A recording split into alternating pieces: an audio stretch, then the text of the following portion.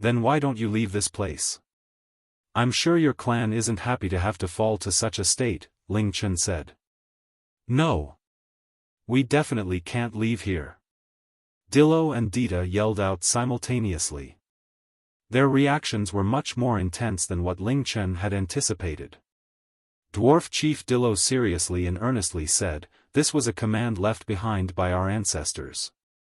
We cannot disobey it no matter what." The seriousness and decisiveness of Dillo and Dita left Ling Chen shocked. He replied, "Chief Dillo, Elder Dita, I feel quite worried for the dwarf clan. You aren't able to fully develop your talents here, and nor can you obtain what you desire. I'm sure none of you like this feeling. Furthermore, there seems to be a lack of food here, which has caused many dwarves to die of starvation. If you rejoin the outside world, you will be able to obtain many high-quality materials, allowing you to create high-quality equipment again, and food will never be a problem. Why are you so adamant in staying here?" "No. We can't leave this place," Dwarf Chief Dillo continued to shake his head. "I understand everything that you're saying. Indeed, we want to leave, but if not for all of the hardships and suffering our ancestors went through, which forced them into despair, why would they have hidden themselves away in a place like this? Our dwarf clan is talented in forging and engineering, but we have no battle power. As such, our talents have become a curse to us. Back then, countless ancestors were captured and made into slaves. They were taken to a terrifying place and those ugly and evil demons forced them to forge equipment day and night. They had no freedom or dignity, and were not given any time to rest. If they rested or worked slowly, they would be harshly punished. The ancestors had no way of fighting back, because their families were often being held captive as well. Countless ancestors were tortured and worked to death. In the end, even the humans, who we thought were our friends, wanted to make us their slaves to make them equipment. Our ancestors completely lost faith in the other races, and decided to hide away, forever. Although we are severely limited in this place, and are lacking in food, but at least we have freedom. We don't need to worry about being forced to forge day and night. At least this way, we won't have to live in pain and despair. You humans are unable to understand these things." Ling Chen fell silent. He wanted to tell them that the Demon Beast clan had already been exterminated, and the Forgotten Continent was in an age of peace.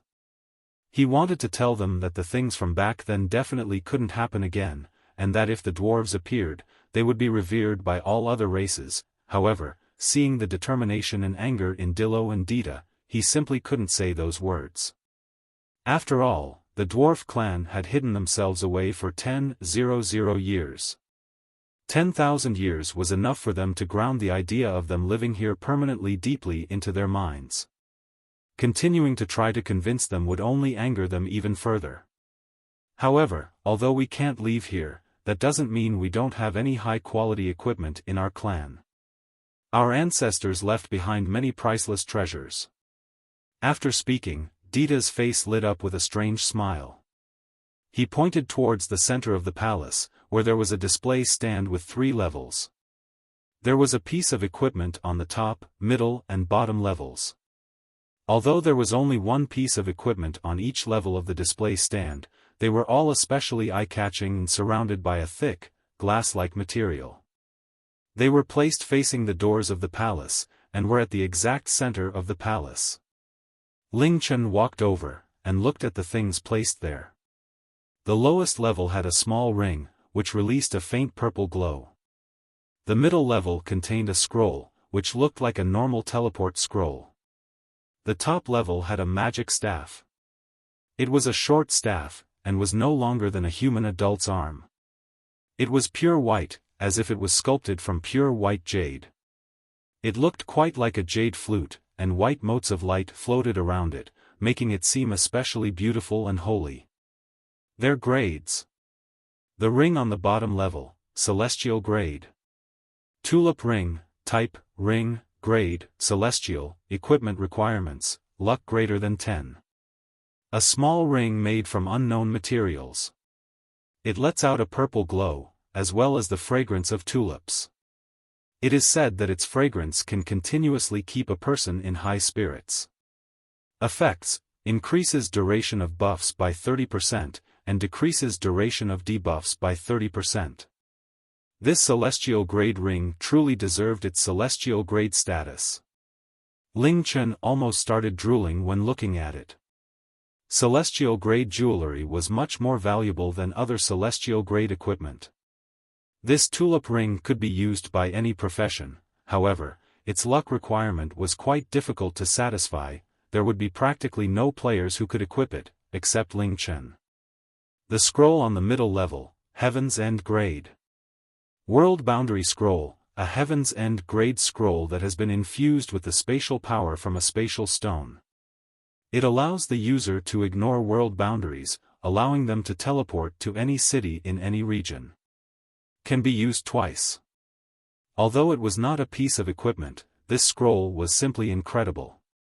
This scroll, which ignored world boundaries, was probably the most powerful teleportation item in the entire game.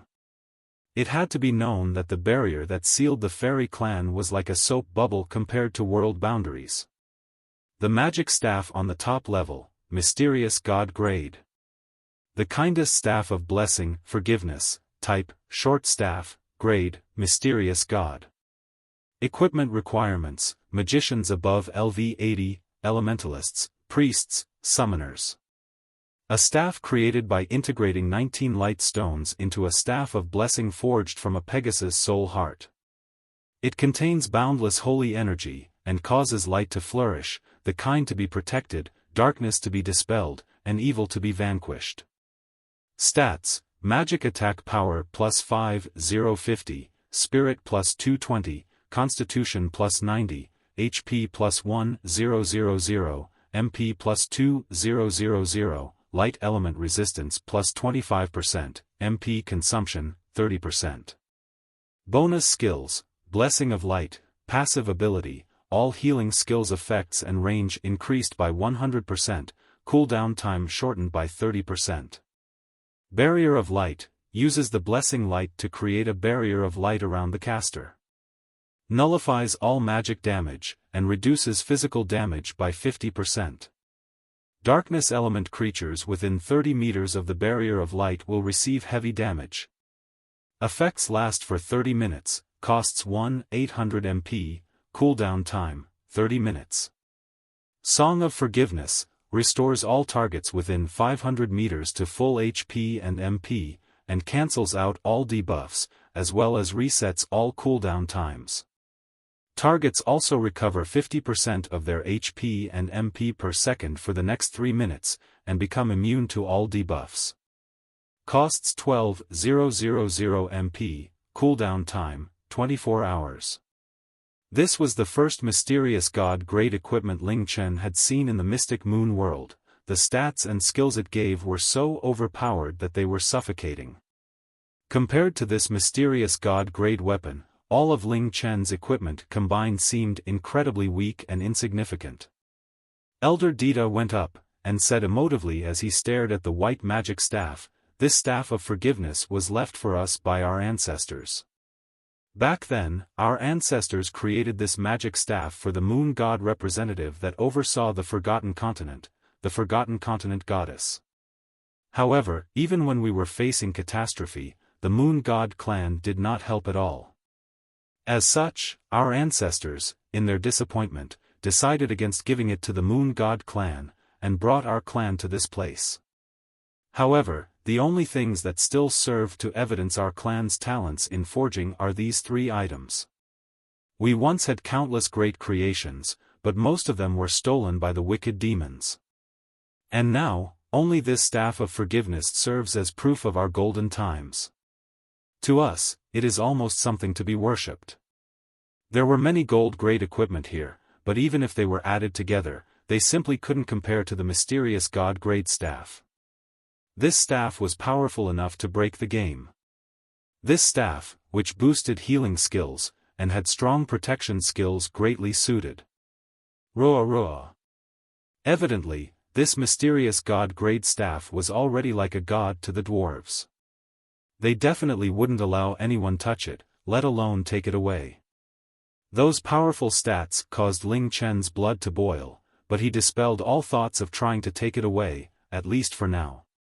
He couldn't help but exclaim, no less than expected from the dwarf clan, this mysterious god-grade weapon is simply incomparable and exquisite. That's right. We're the only clan that can create Saint Destroyer weapons. If our ancestors could do it, so can we.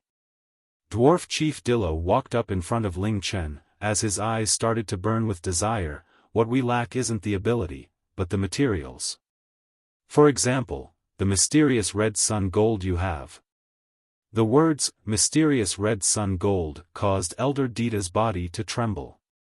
He shot over to Ling Chen's other side at an astonishing speed as he excitedly said, the mysterious red sun gold is a holy metal. Even a piece as big as a grain has enough energy to destroy the heavens and the earth. The mysterious red sun gold can only bring danger to you humans. There aren't any humans who are able to forge it. Only we can turn it into a core for a powerful weapon. With some other materials, we'll be able to create a Heaven's End or mysterious god-grade weapon. So, esteemed visitor, if you really have mysterious red sun gold on you, please give it to us. Don't worry, we won't keep any of it, we will use it, as well as all of our strength and knowledge, to create an incredibly strong piece of equipment for you. Anything of your choosing. Elder Dita and Dwarf Chief Dillo flanked him on either side, staring at him with fire burning in their eyes. Their voices were incredibly sincere, afraid that he wouldn't agree. Ling Chen pretended that he was feeling quite conflicted, as if he was making an incredibly tough decision. Seeing him like this, Dillo and Dita both felt incredibly nervous, and didn't dare to make a sound. After a while, Ling Chen gave a heavy sigh and gritted his teeth as he said, alright, being able to find you guys like this means we were fated to meet. I know that you have spent your whole lives desiring for high-quality materials, so I'll let you forge it. Awesome, awesome. Hearing Ling Chen's reply, Dillo and Dita were so moved that their bodies trembled, and they almost burst into tears. When Ling Chen took out the mysterious red sun gold, whether it was Dwarf Chief Dillo, who had already seen it, or Elder Dita, their eyes nearly popped out of their sockets. That's right, this color, this feeling. This density of energy, that's it. That's it. This is the mysterious red sun gold, which our ancestors called a holy metal. Elder Dita passionately yelled. He was staring so intensely that he didn't even blink, as he said, in the ancient times, the Golden Crow created mysterious red sun gold by refining the bodies of true gods with its sun flames. It is something that gods and demons all desire for. In our records, our progenitor left behind these words, being unable to touch mysterious red sun gold in my lifetime is one of my biggest regrets. I never thought that we would be able to see this holy metal, and such a big piece.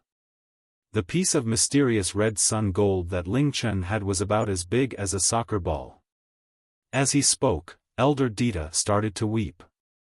Seeing the mysterious red sun gold, the floodgates to Dillo and Dita's emotions opened.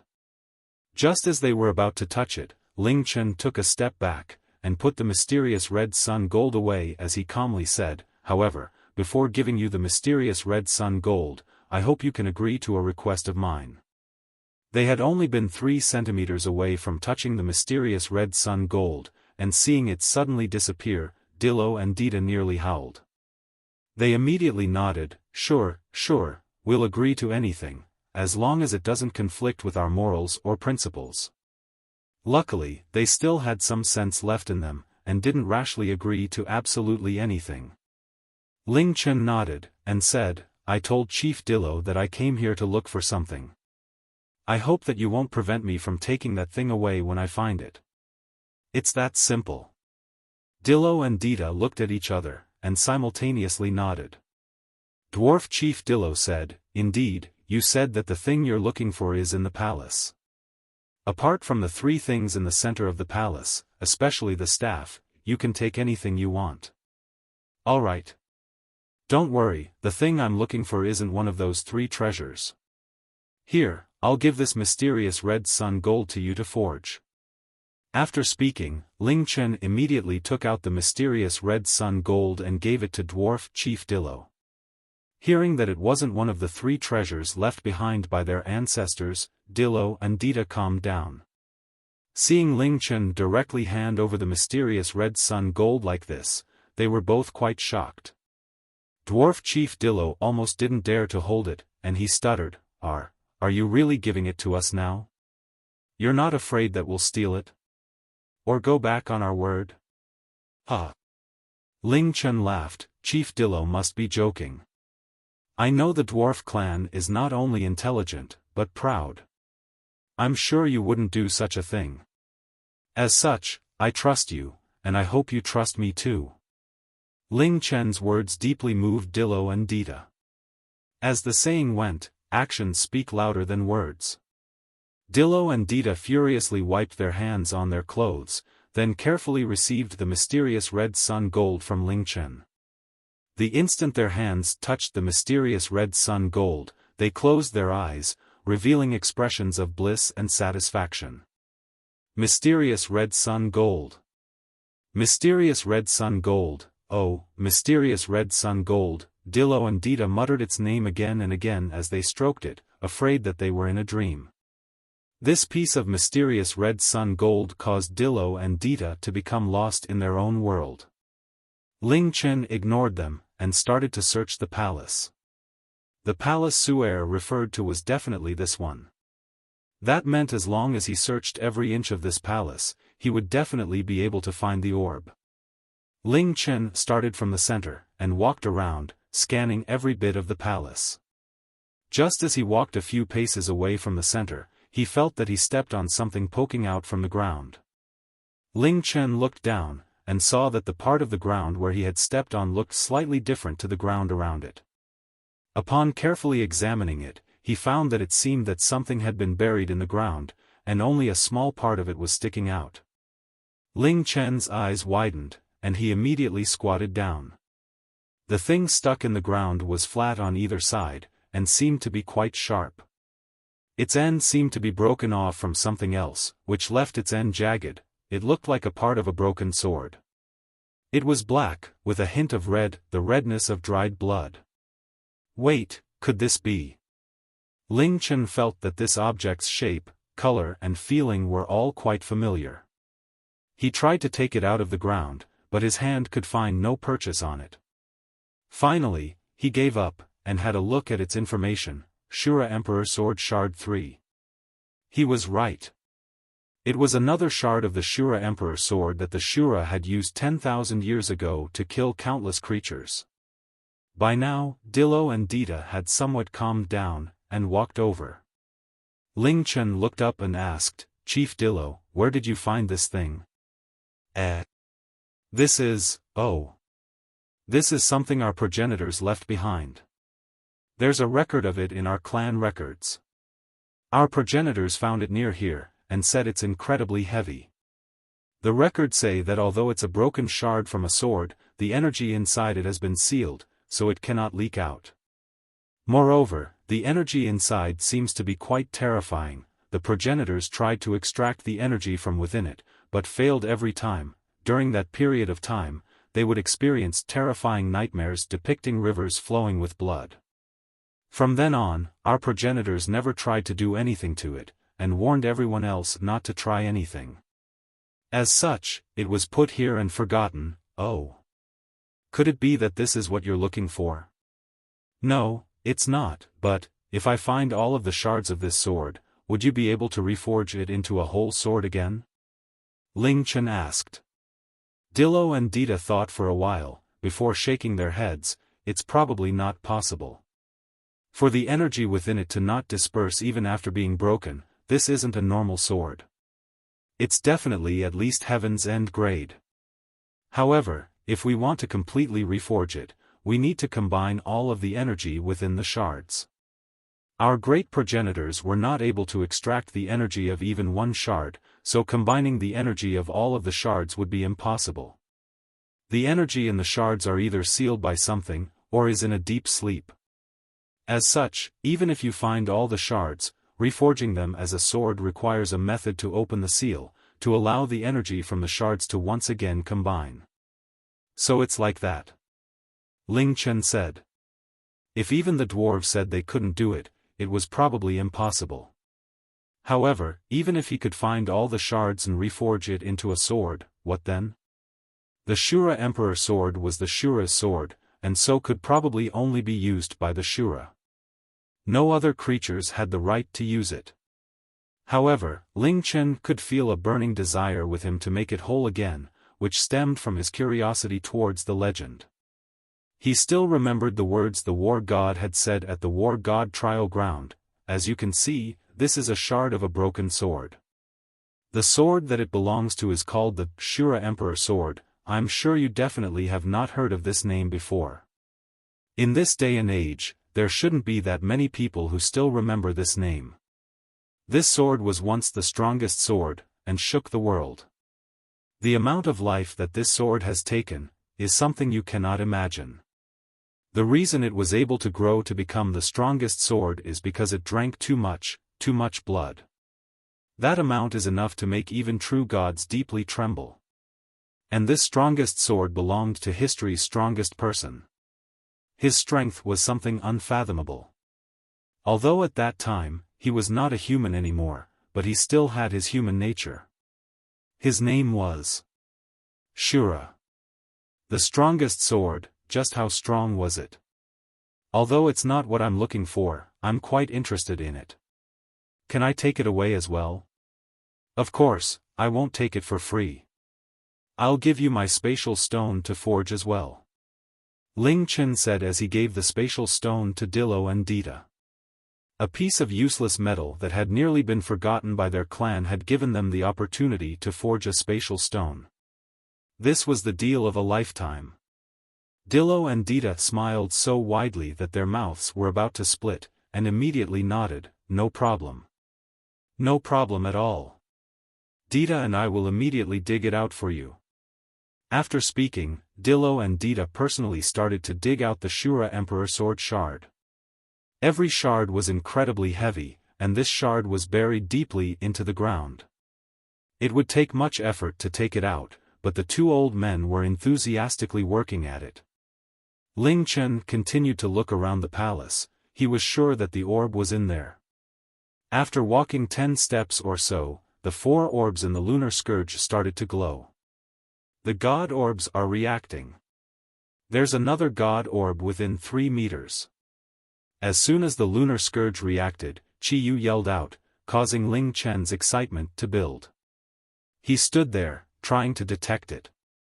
If he could find it, this would be the first time he had obtained an orb by himself. Of course, Su'er played a significant role as well.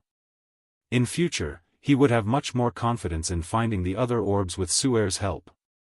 This would also demonstrate that the Heaven's Secret sect was the real deal, which was incredible. With Su'er's growing abilities, he would no longer have to run around aimlessly while looking for the orbs, and finding all of the orbs within a short period of time would no longer be a dream. 10 or so seconds later, Ling Chen opened his eyes, squatted down and stretched out his arm towards a small gap between 2 display stands. When he took his arm back, there was an orb in his hand, with a symbol that looked like an M combined with a Q. The Virgo Orb. Great, you found another one.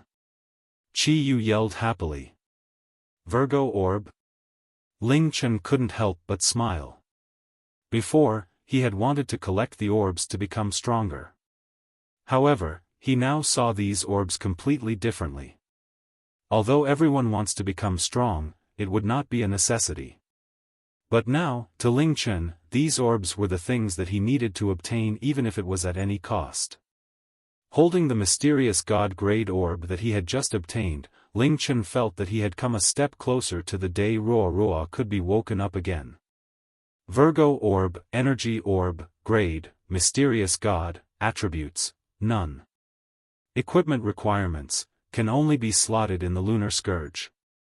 Effects, HP plus 150%, MP plus 150%. The 5th Mysterious God Orb, Virgo Orb. It had given him a bonus of 150% HP and MP. That's right, a bonus 150%. Ling Chen was once again blown away by the mysterious god orbs. Every time he obtained an orb, he became significantly stronger. This was true for the Gemini, Sagittarius, Cancer and Aquarius orbs, as well as this new Virgo orb. With this orb, Ling Chen's HP reached almost 7,000. 7,000 HP at LV25 was simply ridiculous. It meant that celestial grade bosses around his level wouldn't be able to kill him without using their ultimate skills, which he could reflect back at them with his evil god's mask. It meant that with the Virgo orb, he could easily kill celestial grade bosses. Esteemed visitor, we've taken out this shard for you. Oh? Could it be that what you're holding is what you're looking for? Dwarf Chief Dillo asked as he saw Ling Chen staring at the orb in his hand. The Shura Emperor sword shard had finally been dug out, and was lying next to his feet. It was simply too heavy to hold, so they had left it on the ground. That's right, it's this orb. By the way, where did you find it? Ling Chen asked as he turned around. Oh, it was also left behind by our progenitors. Like that sword shard, it was also found around here. There's only one sentence about it in our clan records. Let it forever sleep in the palace, no one is allowed to touch it. One day, if an outsider wants to take it, do not stop them. As such, this orb was always hidden away in that inconspicuous area. It's likely that only the chief and I know about it, Elder Dita said. He was quite curious as to why Ling Chen was looking for this orb. Ling Chen, it seemed that the dwarves' progenitor knew about the Virgo orb. After all, at that time, almost every creature knew about the lunar scourge. When the dwarves went into hiding, the Shura had not appeared yet, and the lunar scourge had not been destroyed yet. Perhaps finding this Virgo orb came as a shock to the dwarf progenitor. After all, they must have known that the lunar scourge was one of the evilest items in existence. It seems that this sword shard and orb belonged to you humans. No wonder our progenitors left behind instructions not to do anything with them. Our dwarf clan hates to steal from others. We're glad that these items have finally returned to their rightful owners, Dwarf Chief Dillo said while chuckling. No matter if it was the sword shard or the orb, they had more or less been forgotten by the dwarf clan. In exchange for giving them away, the dwarves were given the mysterious red sun gold and spatial stone to forge. They were simply ecstatic. Ling Chen took the intermediate HP crystal out of the lunar scourge and replaced it with the Virgo orb in the 6th slot. A faint light flashed, and the Virgo orb was perfectly socketed into the lunar scourge. Ding! The Virgo orb has been successfully socketed into the lunar scourge. Your maximum HP and MP have been increased by 150%. After the system announcement sounded out, Ling Chen's HP rocketed to 6,772, while he was only LV25. Ding! Lunar Scourge's exclusive lunar skill, Moon Grief, has been unlocked. After socketing the 5th orb, a new Lunar Scourge skill was unlocked. Moon Shadow and Moon Flare were both incredibly powerful skills that had saved him countless times. This new skill, Moon Grief, was sure to be powerful as well. Moon Grief, Lunar Scourge's exclusive skill, when cast it will release moonlight that affects the minds of all targets in range, causing them to forget all of their skills. Effects, forcefully seals all targets' magic and skills, range equals, 2x player level, meters. Lasts for 10 seconds, no MP cost, cooldown time, 60 seconds. Moon Shadow froze targets, Moon Flare blinded targets, and now, he had Moon Grief, which had a large range and locked the magic and skills of targets. That's right. They were all crowd control skills that ignored level, grade and resistances. As soon as the moonlight flashed, anyone and everyone was affected. When using Moon Grief, all targets would be unable to use their magic and skills, meaning that they could only use basic attacks. This was especially devastating for professions that relied on their active skills. As soon as they were affected by Moon Grief, it was as if they had lost their hands and feet, they were unable to use their powerful skills, and their physical attacks were negligible. What was especially terrifying was that they also lost all escape skills for 10 seconds, making them like defenseless lambs. Not only did this powerful skill last for 10 seconds, but its cooldown time was as short as Moon Shadow and Moon Flare's, 60 seconds. If he used Moon Shadow, Moon Flare and Moon Grief in succession on a target, they would probably just beg him to kill them. Even if it was a moon god, they would be toyed around with these skills. This showed just how powerful the Lunar Scourge was. Only the Lunar Scourge had powerful crowd control skills like these ones. Right now, the Lunar Scourge only had 5 God Orbs. If he could gather all 12, as well as the 3 Saint Orbs, the complete Lunar Scourge would be absolutely heaven-defying. Ling Chen looked at the Lunar Scourge in satisfaction. The first orb after Roa had left had been obtained so easily. No. It wasn't easy at all. With his own power, it would have been impossible to defeat the mountain giant. This was a wonderful beginning, and also showed just how much of a help Su'er's Heaven's Secrets would be. Evidently, it was for him that Su'er had resolutely left with a stranger and went to an unknown place. In the future, he would have to rely on her to find the other Lunar Scourge orbs. If, one day, he really could gather all of the Lunar Scourge's orbs, Su'er would be the MVP, as well as his great benefactor. The forthcoming journey was going to be difficult, but Ling Chen now felt much more confident.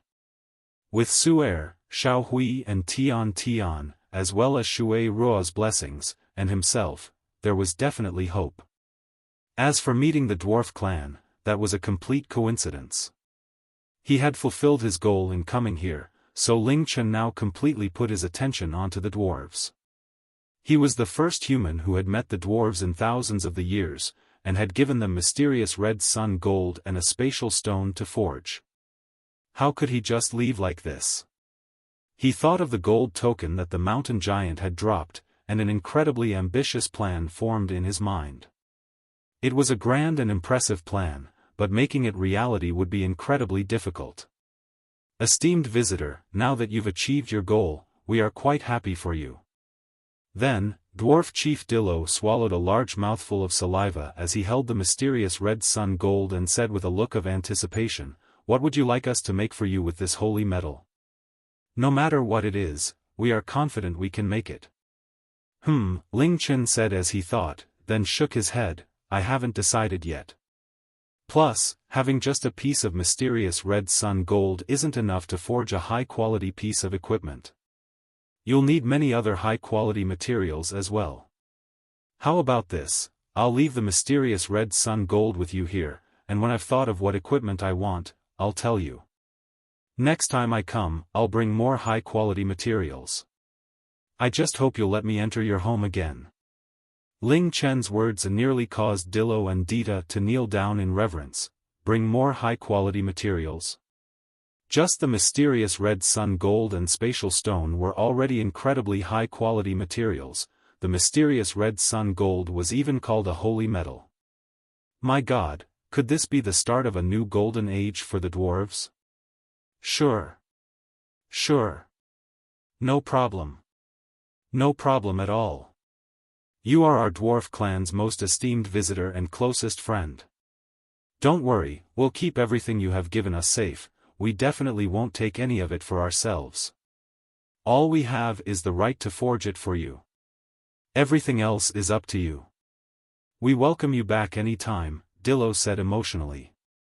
Now, with the spatial stone, it'll be incredibly easy for you to get here, Dita said. If you draw out the spatial energy from a spatial stone and put it into a spherical rock, you can create a spatial orb. Using a spatial orb, you can instantly teleport to any place you've been in the past. With a spatial orb, even if you're thousands of kilometers away, you can instantly come here, and instantly go back. Instantly teleport to a place you've been in the past? Ling Chen stared at them with wide eyes. Does such a thing really exist? Can you make one? Elder Dita looked up as he proudly said, "It's extremely simple. With this spatial stone you have, we can make up to 1,000 of them. If we start now, we'll finish by tomorrow midday at the latest.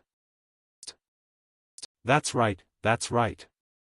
Elder Dita enthusiastically replied, creating spatial orbs are very simple, it's just that spatial stones are much too rare. With such a large spatial stone, creating 1,000 or so spatial orbs will be a piece of cake. However, spatial orbs have their restrictions. For example, like teleport scrolls, they cannot be used while in battle or while bound. Moreover, you can't use it to teleport through world boundaries, that includes those places called novice villages. Even if you are able to go over there, you won't be able to use the spatial orb to return. Spatial stones are legendary stones. They take many years to form, and never stay in the same place. They usually move around to avoid living creatures. Our clan records say that only those with extremely high luck can obtain spatial stones. Spatial stones are incredibly powerful, and the spatial energy they contain not only can be used to create spatial orbs, but also spatial equipment, as well as teleportation channels. All of these can be easily created by using spatial stones. Elder Dita emotively said, his face red. Spatial equipment. Teleportation channels. Ling Chen wasn't too surprised about the spatial equipment, but teleportation channels came as a surprise. How big of a spatial stone do you need to construct a teleportation channel? Ling Chen asked. That depends on how big you want the teleportation channel to be, as well as its range. Elder Dita immediately replied, a 10 meters square teleportation channel that goes both ways would require about 1/3 of the spatial energy in this spatial stone. Ling Chen thought for a moment, before saying, Elder Dita, can you please make 500 spatial orbs and keep the remainder of the spatial energy? Sure. We'll definitely have them finished within 12 hours. Hearing that Ling Chen was immediately getting them to forge the spatial stone, Dita was so excited that his hands shook and he beat his chest. He cradled the spatial stone as he rushed out. Dwarf Chief Dillo looked at Elder Dita in admiration and envy, and after he left, Dillo rushed in front of Ling Chen with a big smile plastered on his face. Little brother, since you've given the spatial stone to the old man, do you want to give the mysterious red sun gold to me? Before Dwarf Chief Dillo could finish his sentence, a loud yell came from the distance, Dillo. You bastard! We just said that we'd share everything. You want to forge it by yourself? Where's your integrity? You're so shameless. Dillo's face turned red, and he immediately yelled back, you're the bastard. You wanted to take the spatial stone away by yourself. Screw you. The little brother said I could. You're just jealous. So what if I'm jealous? Bite me. Screw off. If you dare forge the mysterious red sun gold by yourself, I'll take all of your 13 wives. Well, I'll go take all of your mothers. Elder Dita, who had rushed off with the spatial stone, came charging back in, and started exchanging curses with Dwarf Chief Dillo. Evidently, Elder Dita was worried that Ling Chen would really give Dillo the rights to forge the mysterious red sun gold by himself. After all, the mysterious red sun gold belonged to Ling Chen. Ling Chen frowned, and tried to calm them down. Please don't argue anymore. I've found what I came here for, and since forging the spatial orbs needs some time, can you show me around your home? To the dwarves, Ling Chen was now a super VIP, and whatever he said, went. The two dwarves with incredibly high status nodded their heads rapidly, and walked next to Ling Chen on either side as they left the palace, preparing to show him around. Upon opening the doors of the palace, all they could see was a sea of dwarves. Ling Chen wondered if the entire dwarf clan was gathered here. Seeing Ling Chen come out, the countless dwarves' gazes were filled with curiosity, nervousness, as well as fervor. Ahem. This little brother here is the esteemed visitor sent to us by our guardian god. Don't worry, he won't reveal anything about us, so we'll still be safe here. Moreover, he's brought many high-quality materials for forging. From today onwards, he is our dwarf clan's closest friend, and no one is to be disrespectful to him, Dillo said in a loud voice as he stood next to Ling Chen. He turned around, and said to Ling Chen, "Little brother, please come with us. We will show you around our home. Although we've hidden ourselves away for a long time, we still have many things we're proud of in this home." And thus, the massive crowd departed from the palace. Dillo and Dita led the way, but none of the other dwarves were willing to leave. Every single dwarf, whether it was the elderly or toddlers, wanted to see the legendary mysterious red sun gold. At the same time, they wanted to be closer to this human, in case he was willing to give them some high-quality materials. This massive plate is what we call the light accumulation board. It can save large amounts of energy from the sun, which we can use during the winter. Going down from here leads to our laboratories. Our best forging equipment is in there, and all of the great creations in the palace were forged in there. That place is our graveyard. Countless ancestors are buried there, and we go to pay respects every year. As they walked around, Dillo and Dita introduced each place in detail. After 2 hours, they came to a place with many beautiful houses. Dwarf Chief Dillo started to introduce it. "This is our residential district. After all these years, we haven't expanded it at all, AI, this one is my home." As he spoke, the door was opened, and a small and skinny child, who looked about 10 years old, ran out. "Dad!" he called out while running over. "Oh! Daika, you haven't been well lately, didn't I tell you to rest properly at home?" Dillo said worriedly. The boy called Daika looked at Ling Chen in curiosity, and directly asked him, "Are you the human everyone's talking about? Apart from being taller than us dwarves, you're also a lot wider, but we don't look too different." "Daika, don't be rude to our visitor," Dillo immediately said. Ling Chen smiled, "I'm a human, and you are dwarves, but in the end we're all humanoids. In fact, it wouldn't be too weird even if someone said we were part of the same race. After all, we don't look that different. I heard that you have many high-quality materials, so do you have any food? There must be a lot of food in the human world, right? I'm so hungry, so if you have any food, can you please give me some to eat?" Daika looked at him with a look of eagerness, as he put his hand on his flat stomach. Hearing the word hungry, the dwarves all revealed pained expressions. They all desired for high-quality materials, but even without them, at least they wouldn't die. What they needed most was food. Everything was scarce in this place, especially food. These years, in order to survive, they had often eaten bugs, grass, bark, even dirt, and small rocks. Dwarves used to have powerful and buff bodies, but now, all of them were only skin and bones. Every year, many dwarves would starve to death. Daika, AI, Dwarf Chief Dillo wanted to reprimand his son, but could only sigh. The children of the dwarf clan would complain of hunger every day, because they were truly incredibly hungry. The adults could endure the pain of hunger, or distract themselves with other things, but it was simply too hard for children. What they wanted was just something, anything, that could fill their stomachs.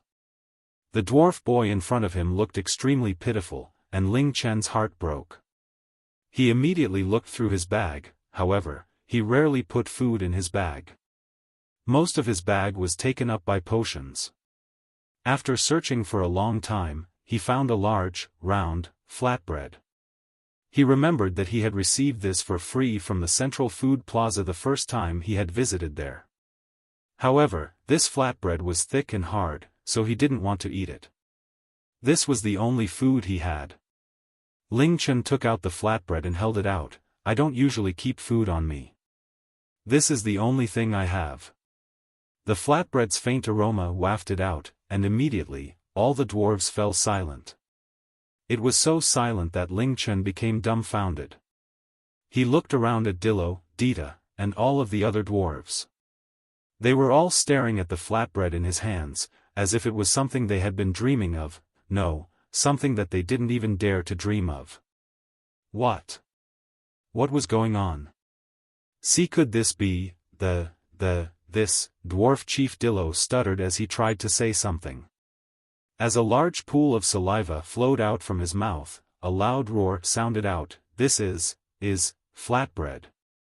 Flatbread. The Flatbread of the legends. Flatbread. This word boomed out like thunder in the ears and hearts of all the dwarves. Dillo and Dita trembled, and the countless dwarves all stared, as if their eyes were glued to the flatbread in Ling Chen's hands. Fire ignited in their eyes, as if they were looking at a god. Ling Chen looked around, and saw the countless dwarves all staring and drooling. Ling Chen felt that he had suddenly stepped into a different world. Flatbread, flatbread, flatbread. This beautiful shape, this beautiful aroma, the flatbread of the legends.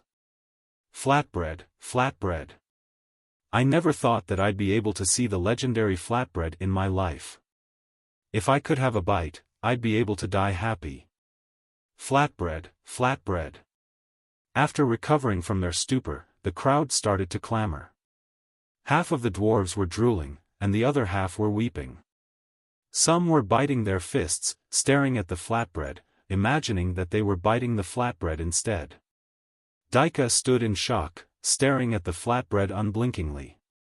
He stretched out his hand, wanting to touch it, but the flatbread was suddenly taken away by another pair of hands. The pair of hands naturally belonged to Dillo. He carefully cradled the flatbread in his hands, and swallowed his saliva as he smelled its aroma. He suppressed the urge to take a bite, and yelled, "Silence! Silence! Everyone calm down, that's right, this is the flatbread of the legends. A real flatbread. It has the aroma of heaven, an aroma that can make our souls go crazy." Ling Chen's mouth fell open, and he almost spat out blood. I never thought that I would be fortunate enough to see the legendary flatbread that our ancestors recorded in my lifetime. Although this flatbread was given by our human friend to my son, but I don't think my son should have it all to himself.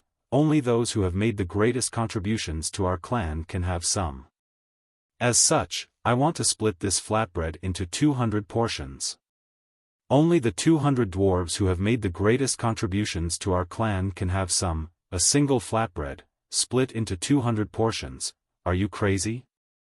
Ling Chen was astounded. He never thought that the dwarves would be so desperate for food. That was just a flatbread. A completely normal, ordinary, plain, flatbread.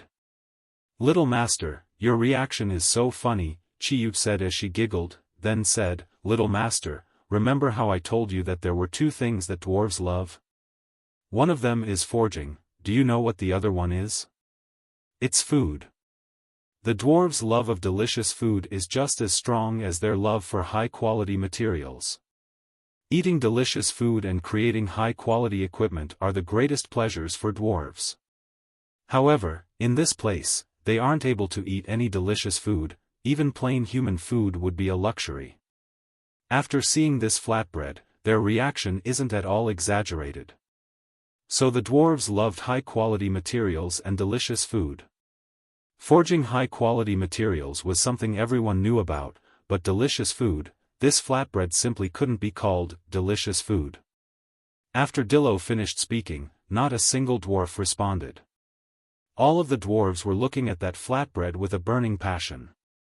That's right, not a single dwarf responded, because all of the dwarves wanted to have a bite, even if it was a tiny bite, even if it was a tiny, tiny crumb. Chief Dillo, can I say something? Ling Chen asked. The dwarves all looked at Ling Chen.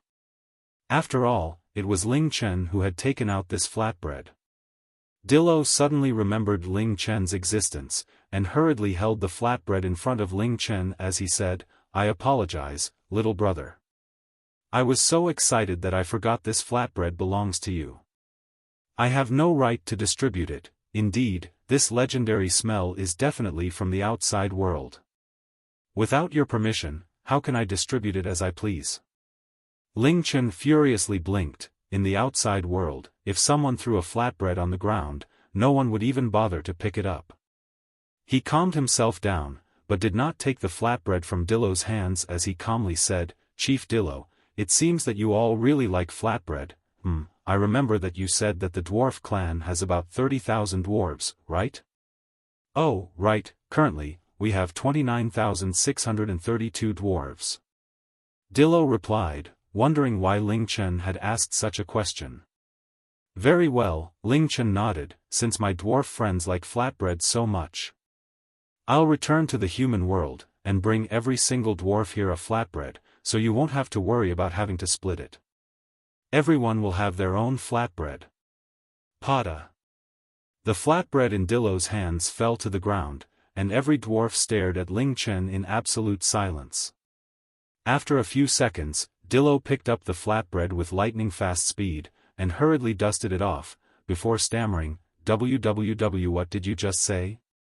Everyone, will have their own flatbread?" "That's right," Ling Chen calmly said as he nodded. The dwarves once again fell silent.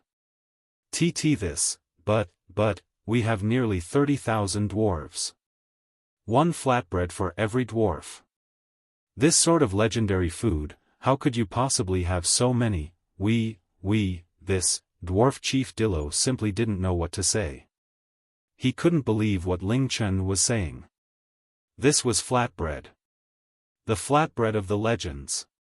Even many of their ancestors had never seen one before. And now, this human was claiming he could bring 30,000. How was this possible? How could every dwarf have one for themselves? Even a god wouldn't have so much flatbread. Ling Chen rubbed his nose as he said, "Don't worry, I'm not lying. How about this, I'll go and get them now. Remember, everyone will have their own one. It's just that the human city is very far from here, so it'll take about a day for me to get back." Ling Chen looked at Dillo and Dita as he said, "Before, I already gave the mysterious red sun gold and spatial stone to Chief Dillo and Elder Dita.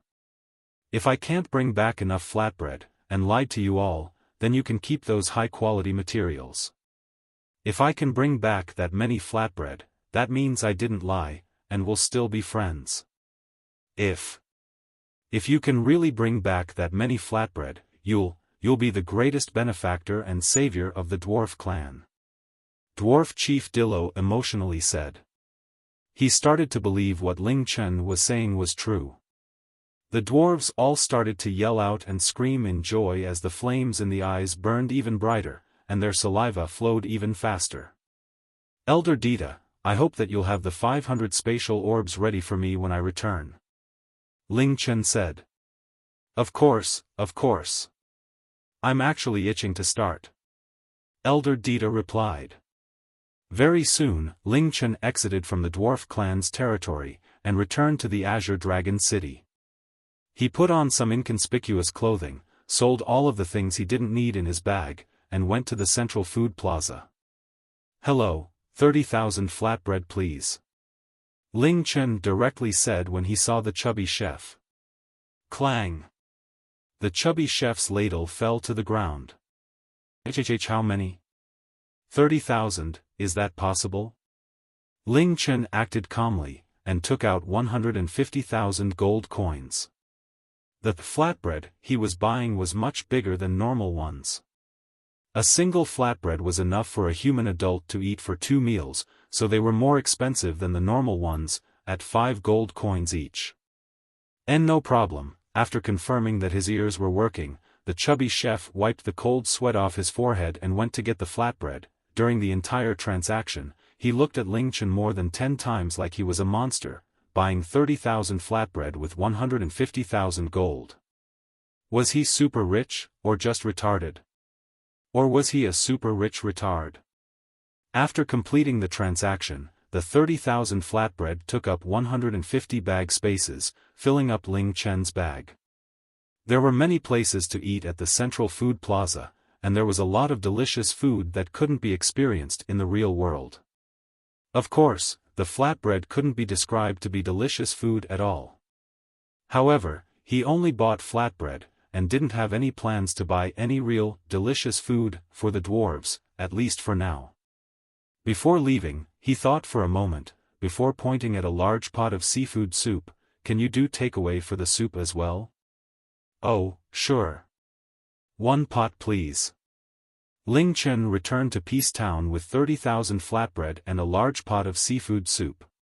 From there, he once again rode towards the nameless ridge. 10 or so hours later, he once again returned to the home of the dwarves. This time, Ling Chen entered the dwarf's territory with no obstruction from the mountain giant. The first thing he saw was a large crowd of dwarves waiting for him. Within minutes of him leaving, every dwarf knew of his promise to bring everyone a flatbread. This was the biggest thing that had happened to the dwarf clan in the past 10,000 years, so many of them were waiting for him at the entrance. The wild shouting from the dwarves gave Ling Chen a fright, and they nearly went crazy when they saw him pulling out flatbread from his bag. Everyone calm down. Don't push. Don't fight. No one will have more than others, no one will have less than others. Everyone will have their share. Dwarf Chief Dillo's voice became hoarse, but he didn't feel tired at all, and he continued to spiritedly yell out. Seeing the flatbread being handed to the dwarves, and the ecstatic looks on their faces, he felt happier than he had ever been in his entire life. After receiving the flatbread, every dwarf hugged it against their chest, trembling with emotion. They simply couldn't believe that what was happening was real. They had actually obtained the legendary food that countless ancestors had hoped to see.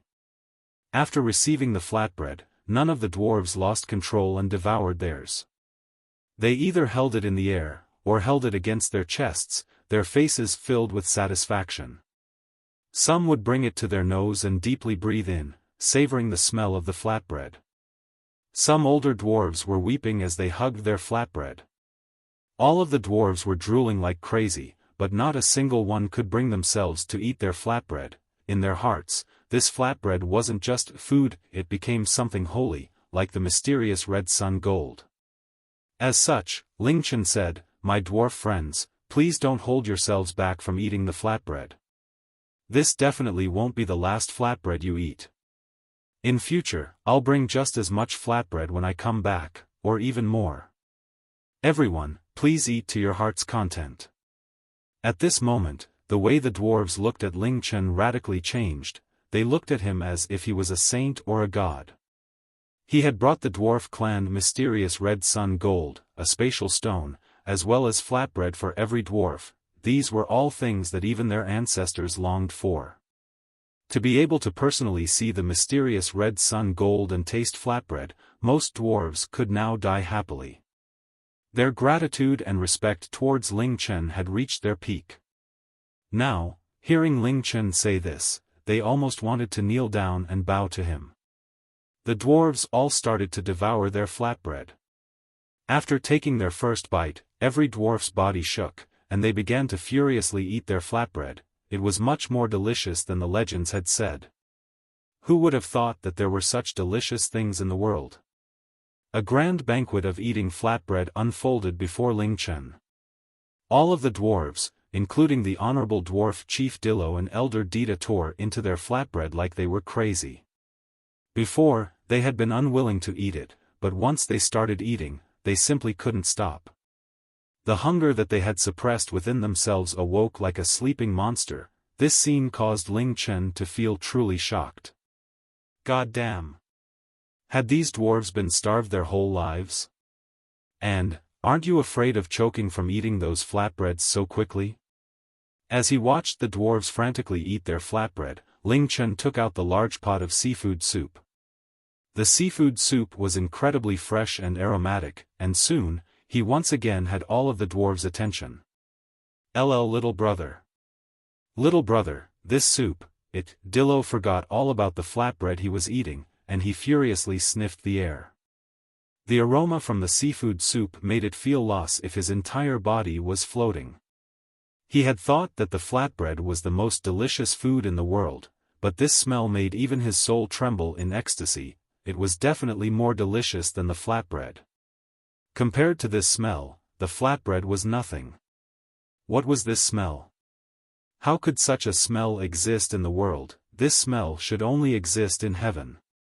The dwarves all stopped eating the flatbread, and their saliva began to flow even faster. They stared at the large pot in front of Ling Chen, as if their souls had left their bodies. "This is some seafood soup I brought back from the human world. Chief Dillo, please help me give out this soup," Ling Chen said. "Sure. Sure." Dwarf Chief Dillo immediately nodded as he walked towards the large pot. As soon as he got close, his saliva began to gush out of his mouth. This entire day had been like a dream to the dwarves. It was the best day of their lives. In fact, this was the first day they had experienced what it meant to be alive. Ling Chen, who had given them all of this, rose to the highest position in all of the dwarves' hearts. From now on, wherever he walked, he would always be gazed at with adoration and worship by the dwarves. "Here, little brother, these are the 500 spatial orbs I've made." Dita took out the completed 500 spatial orbs, and gave them to Ling Chen. He closed his eyes as he said, the feeling of extracting and redirecting the spatial energy from the spatial stones was simply too wonderful. The spatial orbs looked just like normal stones. Ling Chen looked at the small stone, which was as big as a fingernail, in disbelief. Could this really do all the things that Elder Dita had said? Spatial orb, a stone orb that has been infused with spatial energy. Using it allows the user to return to any place they had been in the past. Single use. Cannot be used to cross world boundaries. Woohoo! Ling Chen happily gripped the spatial orb in his hand. They did exactly what Elder Dita said. With these spatial orbs, he could instantly go anywhere he had been before. This would save him so much time. What godly items! And there were 500 of them. I also have these too. Seeing Ling Chen's expression, Elder Dita was very happy. He took out 2 stone shards that were about as big as the spatial orbs and gave them to Ling Chen. These were 2 failed spatial orbs. However, although they're failed spatial orbs, there is still spatial energy inside them. They can't be used like normal spatial orbs, since they're locked on to here. However, these 2 failed spatial orbs can allow anyone to come here, even if they've never been here before. Nameless Ridge Teleport Stone, a stone orb that has been infused with spatial energy. Allows a user who is not in combat to teleport to the Nameless Ridge's central district. Single use. These 2 failed works were incredibly useful. Ling Chen immediately put them away and thanked Elder Dita. Ling Chen stayed with the dwarf clan for a day, and did his best to understand their situation. When he left, the entire clan came to see him off. The dwarves were people who remembered and repaid favors, and the sight of the entire clan sending him off was unforgettable. "Little brother, you are our clan's great benefactor, our most esteemed visitor and closest friend. We welcome you back any time," Dwarf Chief Dillo said earnestly. I'll come back often. After all, I'll be leaving my mysterious red sun gold here," Ling Chen said half-jokingly. As he spoke, he took a few steps back and took out a 5 to 6 meter tall ancient dragon skeleton that he had found in the Forest of Bones. This is, heavens! Could this be a dragon skeleton? Dillo and Dita both yelled out simultaneously. They had never seen a dragon skeleton before, but their desire for high-quality materials had led them to memorize almost every type of high-quality material recorded in their clan records. This shape and pressure, there's no doubt about it. It's definitely a dragon skeleton. The 2 dwarves emotionally went to touch the dragon skeleton. The legends say that dragon skeletons are incredibly tough and hard, even a small piece can pierce through steel. It also contains a lot of energy and a remnant of the dragon's soul, and is a priceless material. While muttering, Dillo and Dita looked at Ling Chen with trembling eyes. Dragons were the most powerful race, and even an incredibly weak and young dragon could easily destroy other beasts. And yet, this human had somehow obtained a dragon skeleton. "I'll leave this dragon skeleton with you, as well as this rainbow agate. In future, if I find any high-quality materials, I'll also bring them here. Only you can give them their true value, Ling Chen said as he smiled and took out his rainbow agate. Not only did he give the dwarves high-quality materials and food, he also gave them acknowledgement and praise. Dillo said in gratitude, "Little brother, you've given my clan so much, but we don't know how to repay you. Our clan is quite poor, and there's nothing of value that we can give you. The only valuable things we have are our ancestors' works, but we cannot give those away. I feel quite ashamed." Ling Chen shook his head as he smiled. "Since we're friends, don't say such things." He paused for a moment, before pretending to speak casually. "Chief Dillo, there's something I want to ask. Since your clan loves forging and delicious food so much, why don't you choose to leave here? In the outside world, you'll be able to forge many high-quality materials, as well as eat flatbread every day. There's also food that's more delicious than flatbread, so why do you keep yourselves locked up in here?" Back then, if it wasn't because our ancestors completely lost hope and faith in the outside world, they wouldn't have led our clan here. Back then, they knew what would happen if our clan continued to stay here.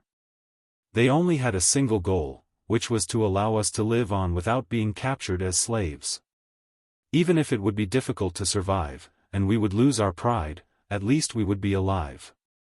Although pride and dignity are important, and high-quality materials and delicious food are even more important, but if we lost our entire clan, what would be the point in gaining those things? Dillo said as he sighed. Ling Chen earnestly replied, "I heard a bit about what happened in the past. Back then, the Forgotten Continent was in an age of war. There were interspecies wars and intraspecies wars. However, the Forgotten Continent is completely different now. The Demon Beast clan has been eradicated, and there are just a few demons left who live their lives in hiding. Every other race has their own territories: humans, beasts, those of the underworld, devils, those of the sea. The Moon God clan set rules that they weren't to attack each other, and there has not been any large-scale fighting in over 100 years. I believe that if your dwarf clan rejoins the outside world, you won't be made into slaves, but rather, will be respected and protected." Moreover, Ling Chen looked around as he slowly said, "The Forgotten Continent is quite vast, and there are countless treasures within it. The things I brought were things that I casually found as I traveled around. Do you really not want to collect all sorts of high-quality materials to create equipment that surpasses even that of your ancestors? You like delicious food?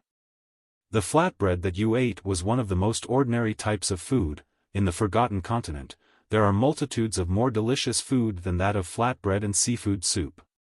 Don't you want to eat that every day?" Ling Chen's words sounded quite mesmerizing to every dwarf. Forging and eating delicious food were the two things they loved above everything else. Hearing Ling Chen's words, the dwarves' eyes burned with desire, including Dillo and Dita. However, what was surprising was that not a single dwarf voiced his or her agreement. "Little brother, what you just spoke about is something we've always dreamed about. However, we cannot disregard our ancestors' instructions. If we ignore our ancestors' commands and leave here, our dwarf clan will suffer great calamity, and will completely disappear from this world. As such, we can't leave. If we impulsively left, and our ancestors were right, we would become the greatest sinners of our clan." Ling Chen felt downcast. He asked, "Did your ancestors tell you to never leave this place?" Inwardly, he was cursing, "These goddamn ancestors, will you not let your descendants live happily even after you're dead?" "No, that's not it." Dillo shook his head. "The clan records state that back then, our ancestors went to the Heaven's Secret Sect, and asked the sect leader as to how our clan could survive." Heaven's Secret Sect? Ling Chen couldn't help but repeat the name. That was where Shura was currently. Looks like little brother has also heard of the Heaven's Secret Sect. The clan records state that the Heaven's Secret Sect was the head of the 3 sects of the Night Demon clan, and that the Night Demon clan was the only clan that could oppose the Moon God clan. The Heaven's Secret Sect's battle power was quite weak, but they had the ability to reveal Heaven's secrets. As such, no one dared to doubt the sect leader's words.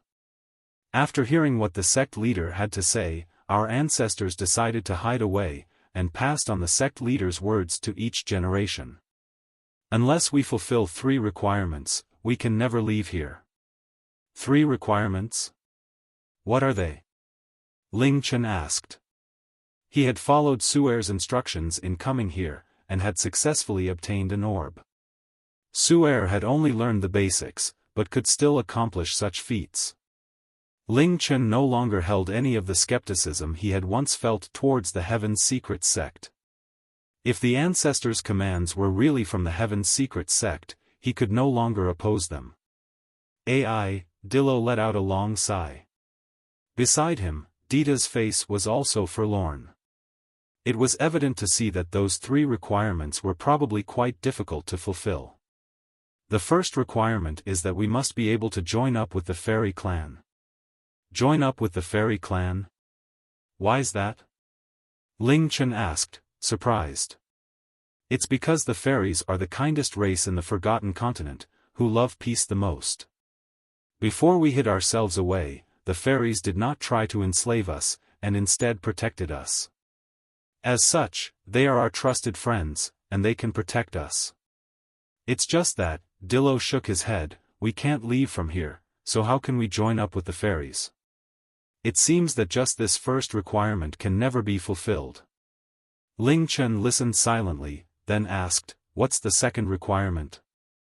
The second requirement is even worse. We must find the method to construct the Underworld God Cannon. Ling Chen, oh. Hearing the name Underworld God Cannon, all of the dwarves' expressions became serious. Dillo continued to speak, little brother, I told you before that our clan once created a forbidden weapon that surpassed even Saint Destroyer weapons. That's right, it was the Underworld God Cannon that I just mentioned. The Underworld God Cannon was created by 1,900 of our ancestors for the Underworld race, and it was called a god-killing weapon. It is said that it can truly destroy a god. The reason our clan was treated as such was because we are too weak. If we can have a god-killing weapon like that, then no one would dare to do those things to us again. It's just that the ancestors who created the Underworld God Cannon have all died. However, one of the ancestors who helped in forging the Underworld God Cannon said that they secretly created a blueprint for creating the Underworld God Cannon, which is in the Underworld. If we can obtain that blueprint, perhaps we can make our own Underworld God Cannon. However, Dillo's sigh was filled with frustration. He didn't even know what the Underworld race was like, or where they were. Ling Chen's eyes became brighter as he calmly asked, what's the third requirement? The third requirement, Dillo's face became slightly red, and his eyes lit up. He looked upwards as he exclaimed, is a pan. The legendary pan that can cook the most delicious food in the world. Our ancestors' third requirement is to find that pan, so our clan can taste the most delicious food in the world. A pan that can cook the most delicious food in the world? What is it called? Ling Chen thought of something, but couldn't fully recall what it was. Its name is, the Handsome Pan. Ling Chen's legs became weak, and he staggered, the Handsome Pan? Are you sure? What about it? It's got quite the name, right? Dillo looked at Ling Chen's face in satisfaction. The legends say that the pan can become big or small, and has mystical powers. If one can use it properly, they can cook delicious food with even the most simple ingredients. The only ones who know how to use the handsome pan are us, the dwarves. Little brother, everyone knows that we're talented in forging and engineering, but we're actually talented in cooking as well. Our talent in cooking is not at all inferior to our talent in forging. It's just that, that handsome pan is just a legend. Even the ancestors had only heard of its name before, but never saw it in their lives. Ling Chen was completely speechless. His facial expression kept rapidly changing. Those 3 requirements. Fairy Clan, Underworld God Cannon and Handsome Pan, this is way too coincidental. Not too long ago, he had accidentally found the fairy clan, and destroyed their barrier. He had then bought the underworld god cannon blueprint from Qian Gun Gun while he was traveling to the lava purgatory. Finally, he also had the handsome pan. He had stolen it from the lucky cat.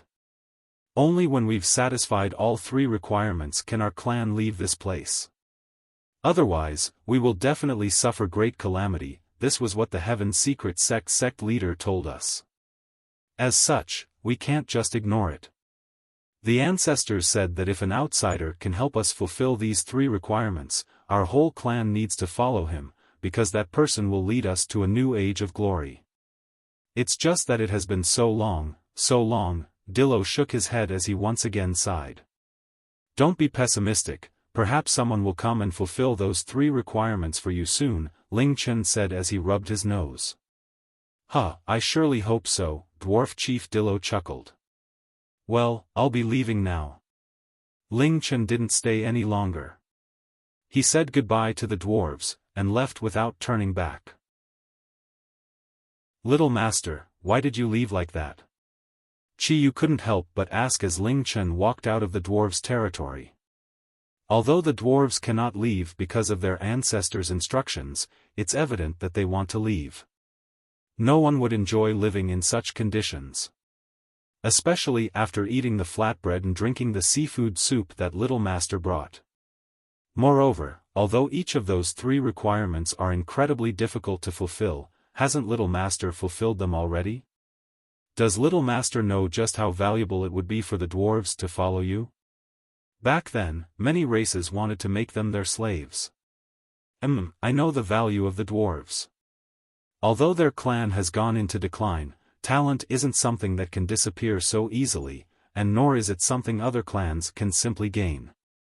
It's just that, Ling Chen looked at the mountain behind him, then looked towards the Azure Dragon City as he slowly said, it's just that there's someone more suitable than me to do this. He didn't explain himself to Qiyu, but instead yelled towards the mountain that the mountain giant had transformed into. Mountain giant, in about half a month, one of my friends will come here.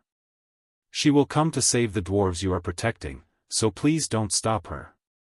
I'm sure her aura will not be displeasing to you. There was no reaction from the mountain giant. 2 days later. After Shao Qi and Su'er left, Yun Meng Xin, who didn't want to return to the Yun family, could only live by herself. Until Mu Bingyao recovered and returned, she would be living alone. But then again, she knew that Mu Bingyao seemed to be there to protect her under Ling Chen's orders. In the game world, the Li family financial group skyscraper in the prime area had finally finished construction. Every day, Yun Meng Xin and Li Xiao Shui would discuss future plans together. The other thing Yun Meng Xin would do every day was to check the storehouse. This was because Ling Chen had told her to often check the storehouse, as he would often send things there. As such, she would check the storehouse at least 3 times every day. Every item she received from Ling Chen was quite valuable. The equipment spoke for themselves, and the water from the fairy fountain was simply game-breaking. This morning, the first thing she did was to check the storehouse. This time, she had received more items than on any other day. 20 or so pieces of equipment, a few teleport scrolls, a hand-drawn blueprint, a gold token, 2 rocks, and a red metal that weighed tens of kilograms, as well as an ordinary-looking pan. There were many things. There was also a scroll with a long message from Ling Chen. These things were. Yun Meng Xin picked up the gold token, as it was the most eye-catching out of all of the items. Seeing the name of the token, her hand trembled. This is. Yun Meng Xin's peaceful heart was sent into turmoil, and it took her a while to confirm that she wasn't hallucinating. She immediately put the gold token away, and examined each item carefully. Every item caused her to become more and more excited. Finally, she picked up the scroll with Ling Chen's message to her. It was incredibly long. Yun Meng Xin read every word, and took a long time to finish reading it, then spent some time digesting what she had just read. She put the scroll away, closed her eyes and tried to calm herself down. Such inconceivable things can actually happen in the world. Ling Tian, I don't know what you're looking for, or where you are, but you haven't given up Heart's dream or me. Thank you. This time, you've given me a miraculous opportunity. For myself, and for you, as well as Chi Chi, Su Su, Bing Yao, Shui Ruo and Tian Tian. I will definitely succeed. Returning to the Li family financial group's skyscraper, Yun Meng Xin told Li Xiaoshui that she was going on a holiday. She didn't tell Li Xiaoshui why, and after asking once, Li Xiaoshui didn't ask anymore. After leaving the Li family financial group's skyscraper, Yun Meng Xin went to the Azure Dragon City's Book Basilica. The Azure Dragon City's Book Basilica was extremely big, and took up countless thousands of square meters. There were innumerable books within it about almost everything. However, it was almost empty with very few players inside it. There were countless books in the real world. Even if someone spent their whole life reading, they would only be able to read perhaps 0.001% of all the books. Who would waste their time reading books in a virtual game? Yun Meng Xin picked up a book that was 1 meter tall, half a meter wide and 30 centimeters thick. On the cover, 3 large words were carved, Forgotten Continent Chronicles. Starting from the first page, Yun Meng Xin began to read in earnest. On the first day, she read from morning until night. She forgot the time, and even forgot to eat. At night, Mu Bingyao called her to have dinner, after which she immediately returned to continue reading. Days passed. For the next 10 days, Yun Meng Xin spent all of her time within the Book Basilica, reading the Forgotten Continent Chronicles. 10 days later. After leaving the Book Basilica, Yun Meng Xin realized that 10 days had passed. 10 days and 10 nights was not enough to finish the entire Forgotten Continent Chronicles, but she had read from the demigod era to the 1,000 years after the fairy clan had sealed themselves away. When closing her eyes, she could recall all of the information that she had read. She was not only a devastating beauty, but was incredibly intelligent and had a brilliant mind. Upon returning to the Li family financial group's skyscraper, Yun Meng Xin met up with Li Xiaoshui. Seeing that Yun Meng Xin was finally back, Li Xiaoshui asked in curiosity, Meng Xin, I heard that you spent the past 10 days in the Book Basilica. Can you tell me what you were doing there? She didn't believe that Yun Meng Xin would simply waste time like that. However, Yun Meng Xin did not answer, and instead directly said, Xiaoshui, I want to borrow some money from you. Oh? Li Xiaoshui raised her eyebrow. I need $70 billion. Yun Meng Xin said this astronomical figure calmly, only you can lend me this much money in such a short period of time. I'm sure you have the ability to do so. $70 billion? Li Xiaoshui frowned. Even for the Li family financial group, this wasn't a small sum of money. She looked at Yun Meng Xin and calmly said, I am able to lend you $70 billion, in fact, I can lend you many times more than that. However, I need a reason. You need to know that although my Li family financial group supports the Skyfall dynasty, we only give them around $20 billion every year.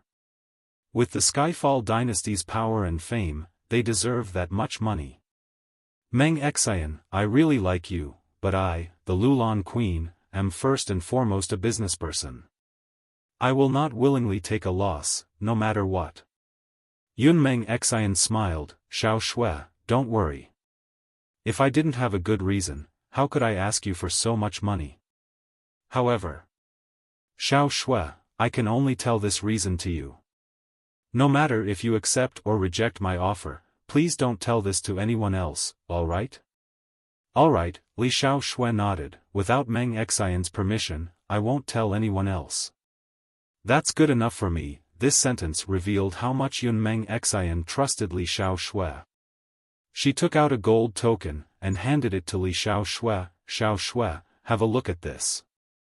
Li Xiaoshui looked at the gold token, and her eyes widened as she exclaimed, This is, that's right, Yun Meng Xin nodded, it's a city creation token. There's only one in every region. The token that allows a player to create a city, a capital city, no less. No matter how strong a guild is, that's all they'll ever be, a guild. Whoever has the city creation token can become the mayor of a city, a king or queen, even. They'll be a royal among players. Li Xiaoshui was blown away. Indeed, this was a city creation token, but only one would appear in every region. Furthermore, they were incredibly rare, and had ridiculously low drop rates. Only Heaven's End grade and above monsters could drop them. Heaven's End, even in the late stages of the game, it was almost impossible to take down Heaven's End grade monsters. City creation tokens had only appeared in the past when most players had reached max level. And yet, in such a short period of time, Yun Meng Xin had obtained a city creation token. This was simply inconceivable. Your reason is a pretty big one, Li Xiaoshui said slowly, but this reason isn't quite enough. Meng Xin, you should know that a city creation token is a double-edged sword. It can bring a person immeasurable fame and fortune, but also disaster. Have you thought about what would happen if it was discovered that you were building a city? Countless people and powers would try to stop you from creating your city, and steal the city creation token from you. What can you do to stop them as a single person? It is possible that in the end, your city creation token, as well as the money you invest and your efforts will all disappear. Also, even if you end up building your city, without enough fame and something to attract players, you might just be left with a dead city. Li Xiaoshui's words were sharp and to the point. Yun Meng Xin listened to her quietly, then smiled. She took out a long scroll and handed it to Li Xiaoshui. What Xiaoshui said is completely correct. However, what about this? Li Xiaoshui took the scroll, and quickly read through it. Her face completely changed, and she looked at Yun Meng Xin, then stared at the scroll as she read through it again. She exhaled, and immediately said in excitement, if all of this can be fulfilled, on top of the $70 billion, I'll give you another $80 billion, $150 billion in total. If that's not enough, I can give you $200 billion in total. However, the precondition is that the things in this scroll have to be fulfilled. Sure, it's a deal then. Yun Meng Xin stretched out her hand to Li Xiaoshui, and the two jade-white hands came together. I'll give you an answer within 5 days. I believe that you won't be disappointed. In all of China, only Li Xiaoshui could casually talk about hundreds of billions of dollars so casually. However, Meng Xin, there's something we need to clear up first, Li Xiaoshui said as she continued to hold on to Meng Xion's hand. If everything fails, and the city isn't built, then you need to repay everything you borrowed from me, plus interest, not a cent less. However, if it really happens, you can keep the $200 billion. What does Xiaoshui want in return?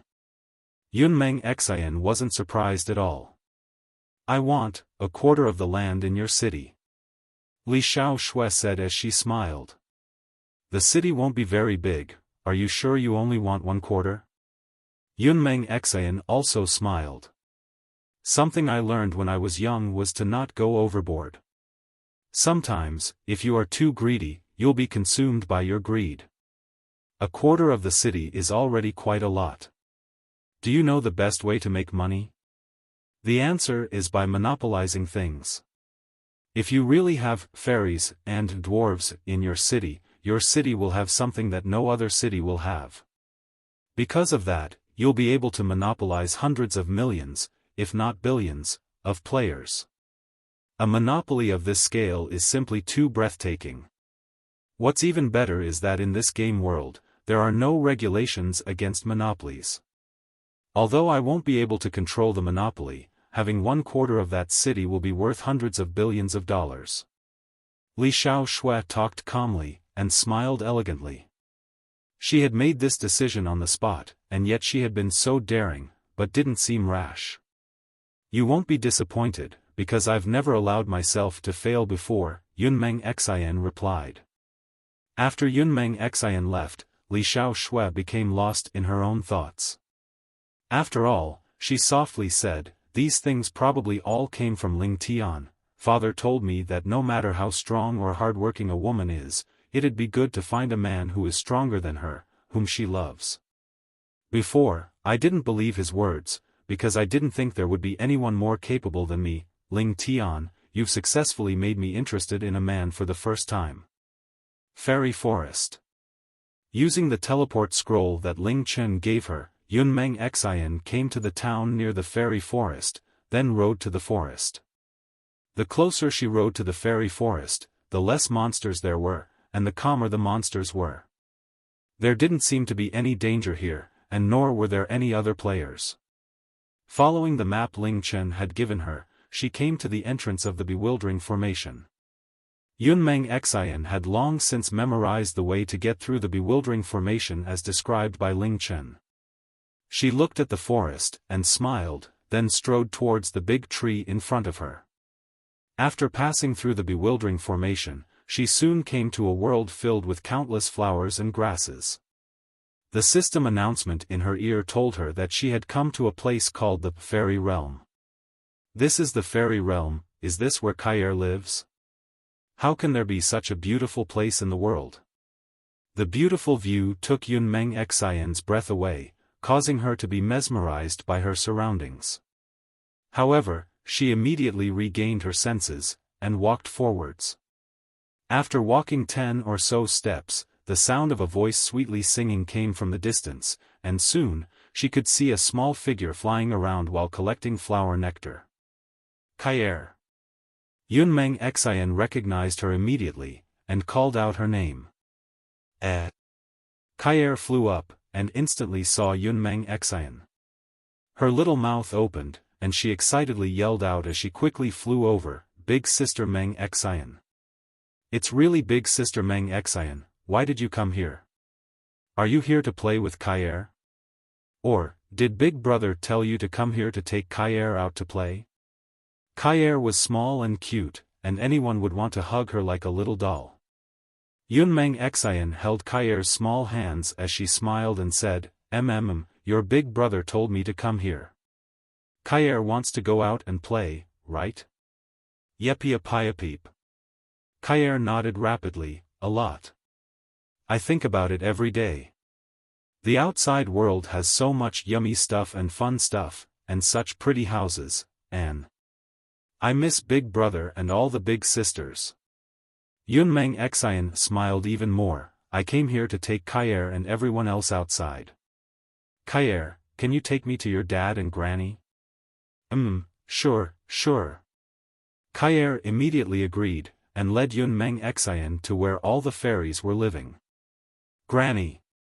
Dad. Big sister, a human big sister came to visit you. There were only 2,000 fairies in the fairy realm, and they all lived close to each other. Adding on the fact that Leng'er's voice tended to travel quite far, over half of the fairies heard her call. After Ling Chen, yet another human had entered this place. This sent all of the fairies into a frenzy. Many fairies poured out of the houses, curious as to what sort of human had entered this time.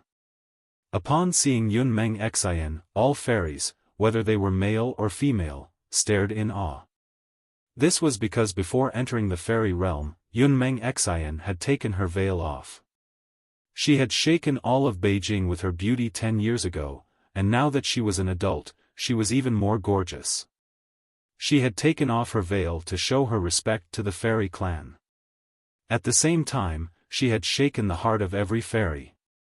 Her beauty was truly at a catastrophic level.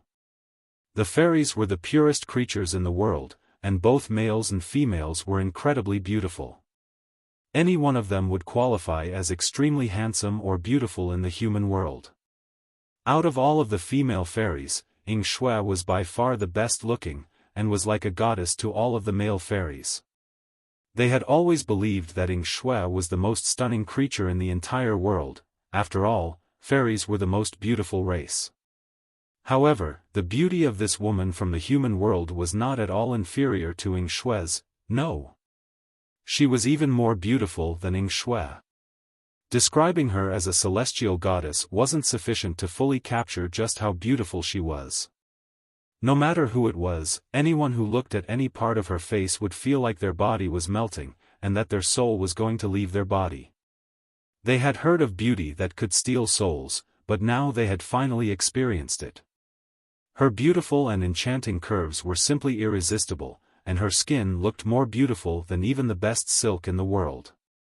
Under the dim lighting, all of the fairies were captivated by her beauty, as well as the fragrance that came from her. The fairies all stared at Yun Meng Xin, especially the males, and their heart rate increased significantly. Greenwood appeared, and the instant he saw Yun Meng Xin, even he paused slightly, unable to believe his eyes. Yun Meng Xin's beauty had reached an unbelievable level, and even the fairy chief had to fight to keep himself calm. As such, he didn't dare to directly look at her anymore. Yun Meng Xin didn't feel weird after seeing the fairy's reactions. She had long since been used to people staring at her like this. From this, she also confirmed something, that the fairy's sense of beauty was the same as humans. Seeing Greenwood, she took the initiative to greet him. "Hello, are you the fairy clan's chief, Greenwood? I'm called Yun Meng Xin, and I'm a friend of Ling Tian's." "Yup. Kyer immediately nodded. "Dad. Big sister Meng Xin is big brother Ling Tian's good friend. The yummy food and pretty toys and clothes that Kyer brought back last time were bought by big sister." Greenwood nodded, and calmly replied, "I'm called Greenwood. Welcome, friend from the outside world. Ling Tian is our clan's benefactor, and since you are his friend, you are also our friend. So, Ling Tian told you the way to enter here?" "Indeed," Yun Meng Xin replied, "however, don't worry, Chief Greenwood, Ling Tian only told the method to get past the bewildering formation to me. Today, me coming here was also Ling Tian's idea." Yun Meng Xin looked around, and saw that most of the fairies were still staring blankly as she said, "I came here to discuss some matters with Chief Greenwood, Granny Witherwood, and the 10 elders." Greenwood immediately understood what Yun Meng Xin was trying to say, and nodded, "Please come with me. Kyer, please call your grandmother and the 10 elders." "Ah. Okay. I'll go right now." Kyer immediately flew off to find them. Because of Yun Meng Xin's arrival, Kyer was extremely excited. "Wait, Kyer," Yun Meng Xin called out to stop Kyer. She walked over to Kyer and stretched out her hands, which were full of lollies. She gently said, "Take these and share them with your friends." "Wow." Kyer was incredibly delighted, and took the lollies from Yun Meng Xin. She flew in circles as she said, "Thank you, big sister is the best." Apart from the crystal ball, there was nothing else in this dark place. At this moment, a light flashed, and a humanoid shape appeared 30 meters away from the crystal ball. It was much taller than a normal human, and there were 2 horns on its head. This was simply a hologram, but as soon as it appeared, the surrounding space seemed to freeze, and even the blue motes of light stopped floating around. "In the name of the Godchild, appear, messengers of the oracle." A heavy voice came from where the hologram was, filling the entire space, causing the blue motes of light to tremble. Another light flashed, and another hologram appeared to the south of the crystal ball. It was facing the first hologram with the crystal ball in the center. This hologram wasn't very tall, however, it was incredibly well built. It was as thick as 3 adult men. "Boss, what have you summoned us for?" Just as the well-built hologram spoke, it suddenly froze, as its voice became full of shock. "Wait. Could it be, the Godchild has already, that's right." The tall hologram's heavy voice sounded out, "The Galois plan has already succeeded, having absorbed another 3 billion souls, the Godchild has somewhat matured. Currently, the Godchild is still a youth though, ha ha ha. No less than expected from the boss. You actually completed the Earth Flame plan and Galois plan by yourself.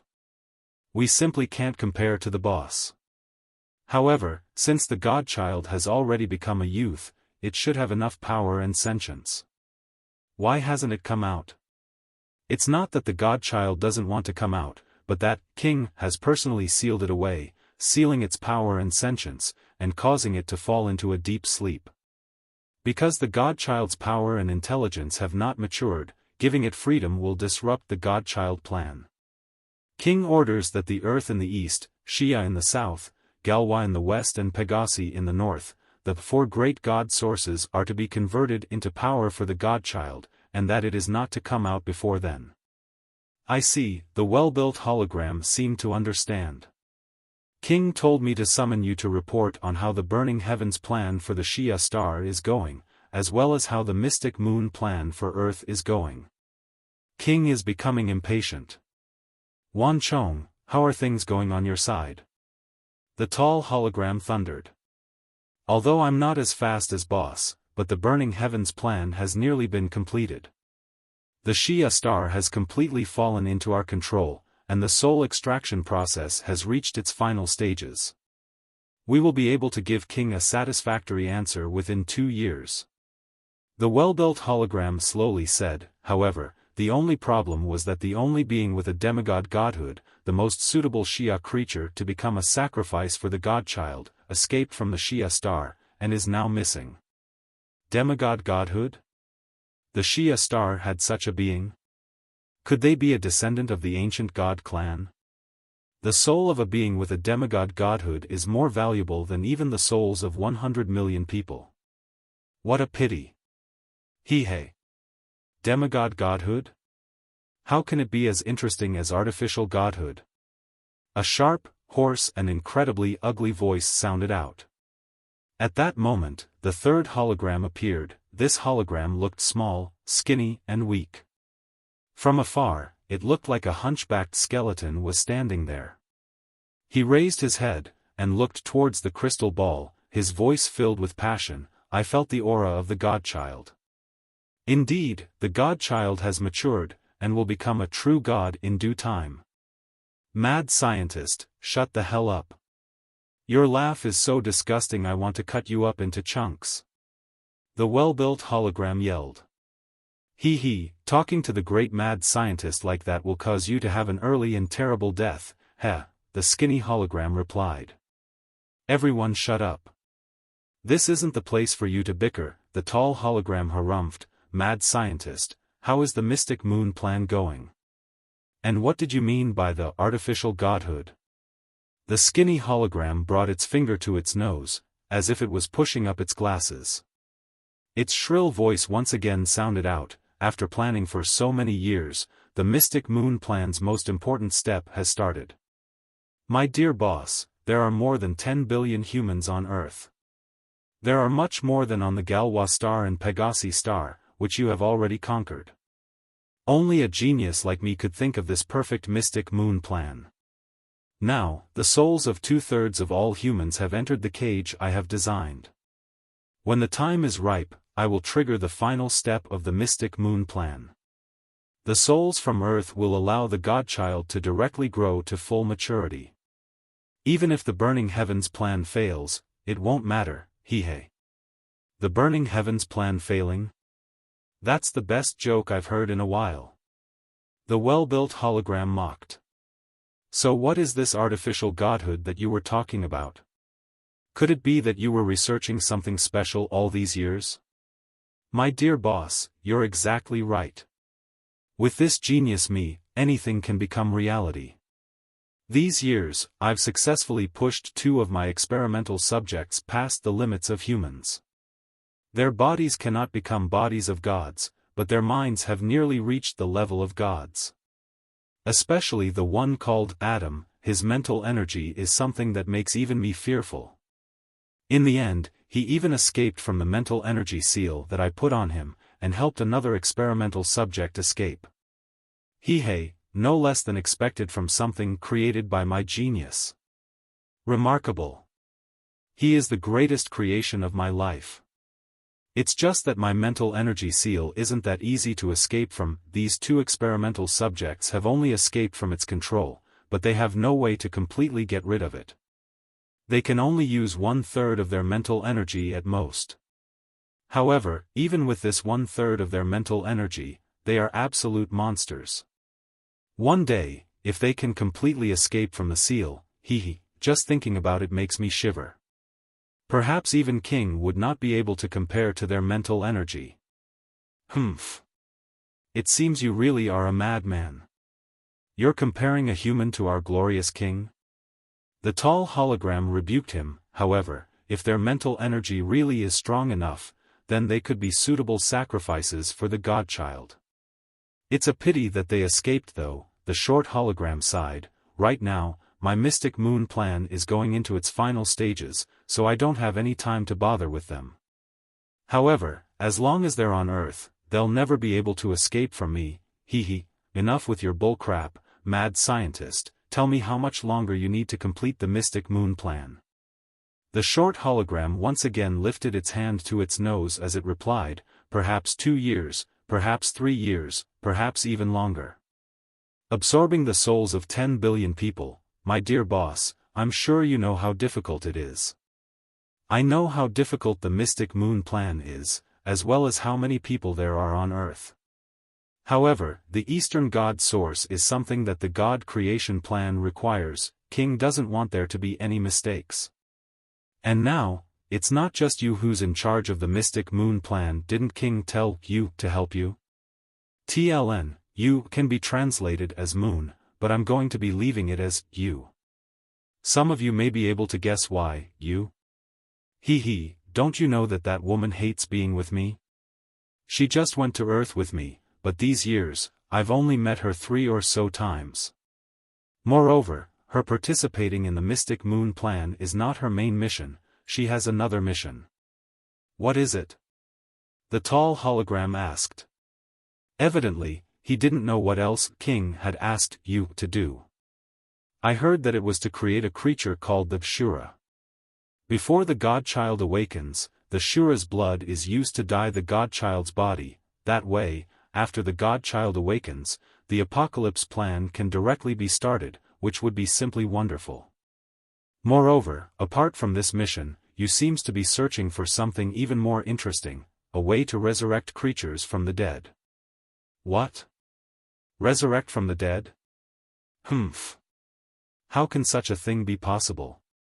Even true gods cannot be revived. Why would you think she can do such a thing? Oh. Unless she's thinking of bringing her mother back? Who knows? Perhaps it really does exist. Although I don't know where you is right now, or what she's doing, but from the messages she occasionally sends, everything seems to be progressing quite smoothly. I'm looking forward to what is going to happen. The small hologram looked up towards the empty place to the west of the crystal orb. Don't forget what Yu's identity is. Let her do whatever she wants. I will report what we talked about today to King. Moreover, the deadline King has given us is 5 years. Within 5 years, the Burning Heavens plan and Mystic Moon plan must be completed. However, it seems like we won't need 5 years. You can leave now. Roger. I'll immediately return to the Shia star.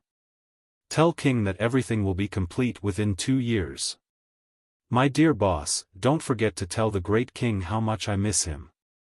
After the voices and holograms disappeared, only the blue crystal ball remained, and the blue motes of light began to float about again. Granny Witherwood and the 10 elders soon arrived together. It was silent within the wooden room in the central district of the fairy realm. Yun Meng Xin faced the 12 most powerful and respected fairies of the entire fairy clan, but was exceptionally calm, which in turn earned their respect. They were all surprised and curious towards Yun Meng Xin and her reason for being there. Yun Meng Xin greeted them all individually, and didn't waste any words as she got to the point. Granny Witherwood, Chief Greenwood, 10 elders, I'm sure you have many questions. I've heard much about the fairy clan from Ling Chen. Can I ask you all a few questions? Granny Witherwood smiled. Young human girl, Ling Chen is our whole clan's benefactor. Since you're his friend, you are a distinguished guest. Feel free to ask any questions. The fairies saw that Yun Meng Xin was not only incredibly gorgeous, but had a remarkable aura around her as well, which caused them to marvel at her. Within the human world, she was definitely extremely exceptional, and she most certainly had a purpose in coming here. Yun Meng Xin slightly nodded, and said, the fairy clan had been sealed by the barrier for thousands of years. It was because of this that the fairy clan went into decline, and desperately searched for a way out. Not too long ago, this barrier was destroyed by my friend, Ling Chen. What are your plans from now on? Will you once again join the human world? After Yun Meng Xin finished talking, the room lapsed into silence. This question was something they had been considering for a while. Greenwood replied, the answer to this question is something we've been thinking about and seeking for these past few days.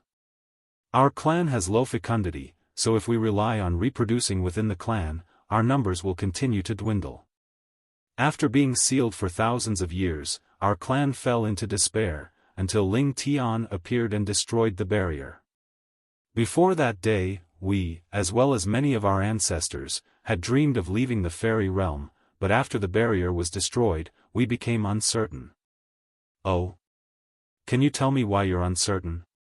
Yun Meng Xin looked slightly shocked, as she adjusted her body to show that she was paying attention. There are many reasons, Greenwood said.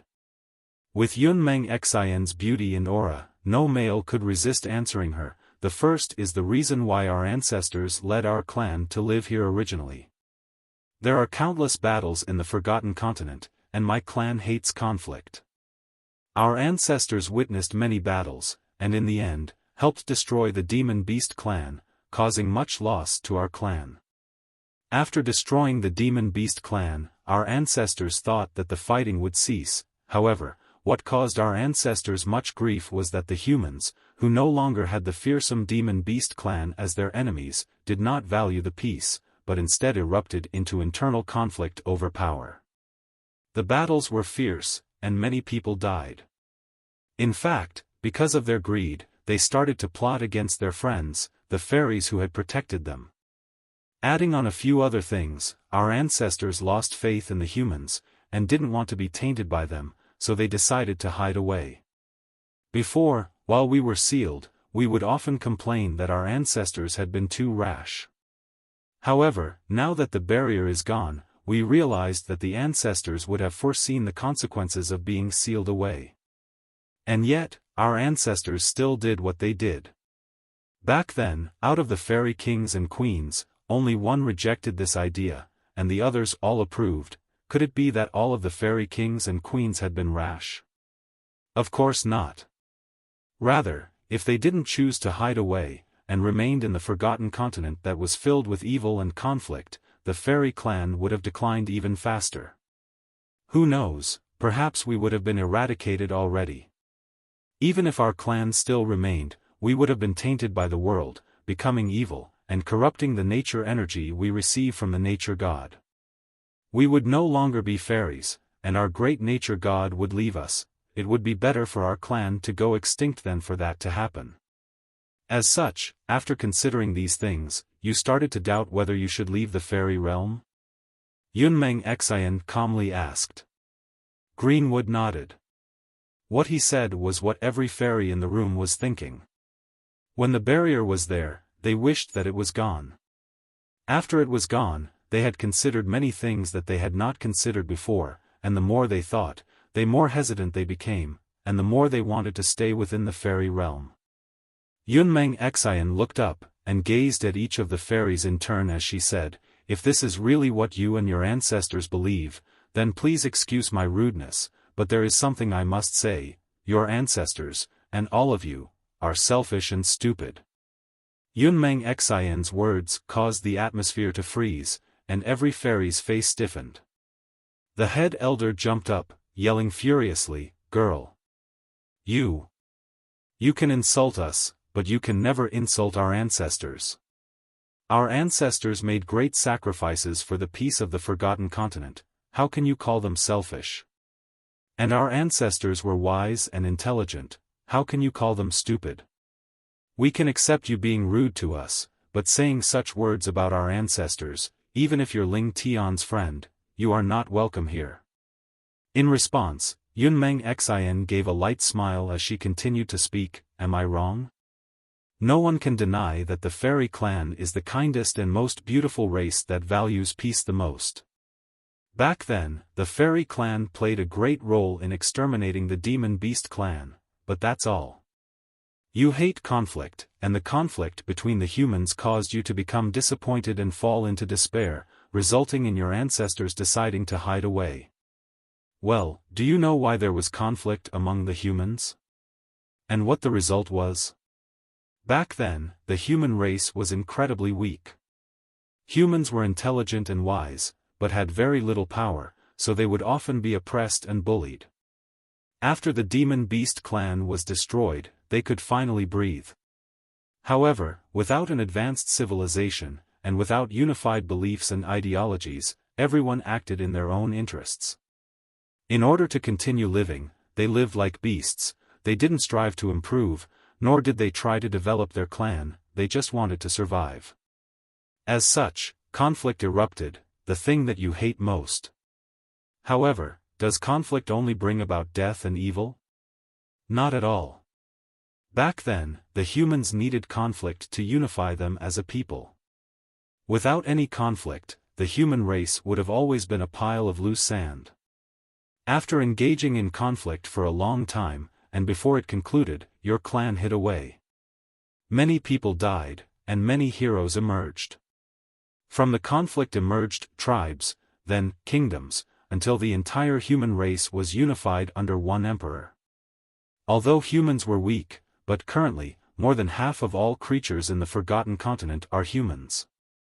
It can even be said that the Forgotten Continent belongs to the humans. The Forgotten Continent has a royal city created by humans, as well as 4 main cities, which have mysterious god-grade beasts acting as their guardian beasts. These 5 cities show the power of our human race, as well as how much our civilization has advanced. As the humans developed, the Forgotten Continent has also changed. It has become prosperous and beautiful, and there are barely any beggars anymore. All of this is because of the conflicts that happened back then. Without conflict, the Forgotten Continent would not have been able to develop to what it is now. Moreover, our human race is now unified, and most, if not all, people live happily. There is no reason for any more conflict. Even if you wanted to see conflict, it is already impossible. What I need to ask is, Yun Meng Xin paused for a moment, and her tone became softer. After thousands of years, the humans that you were disappointed in and didn't want to come into contact with have made such great contributions to the Forgotten Continent. As for you fairies, who are no less intelligent than the humans, and are much more powerful than humans, and even have the nature god protecting you, what have you done for the Forgotten Continent since you've gone into hiding? Yun Meng Xin's words caused all of the fairies to stare in shock. When she asked that final question, all of the fairies felt as if they had been struck by lightning, and their bodies stiffened. What had they done for the Forgotten Continent since they went into hiding? The answer is nothing. No contribution at all. All you've done is hide and run. You were afraid that your hearts and energy would be polluted, and you wanted to protect your bloodline from becoming extinct. That's right.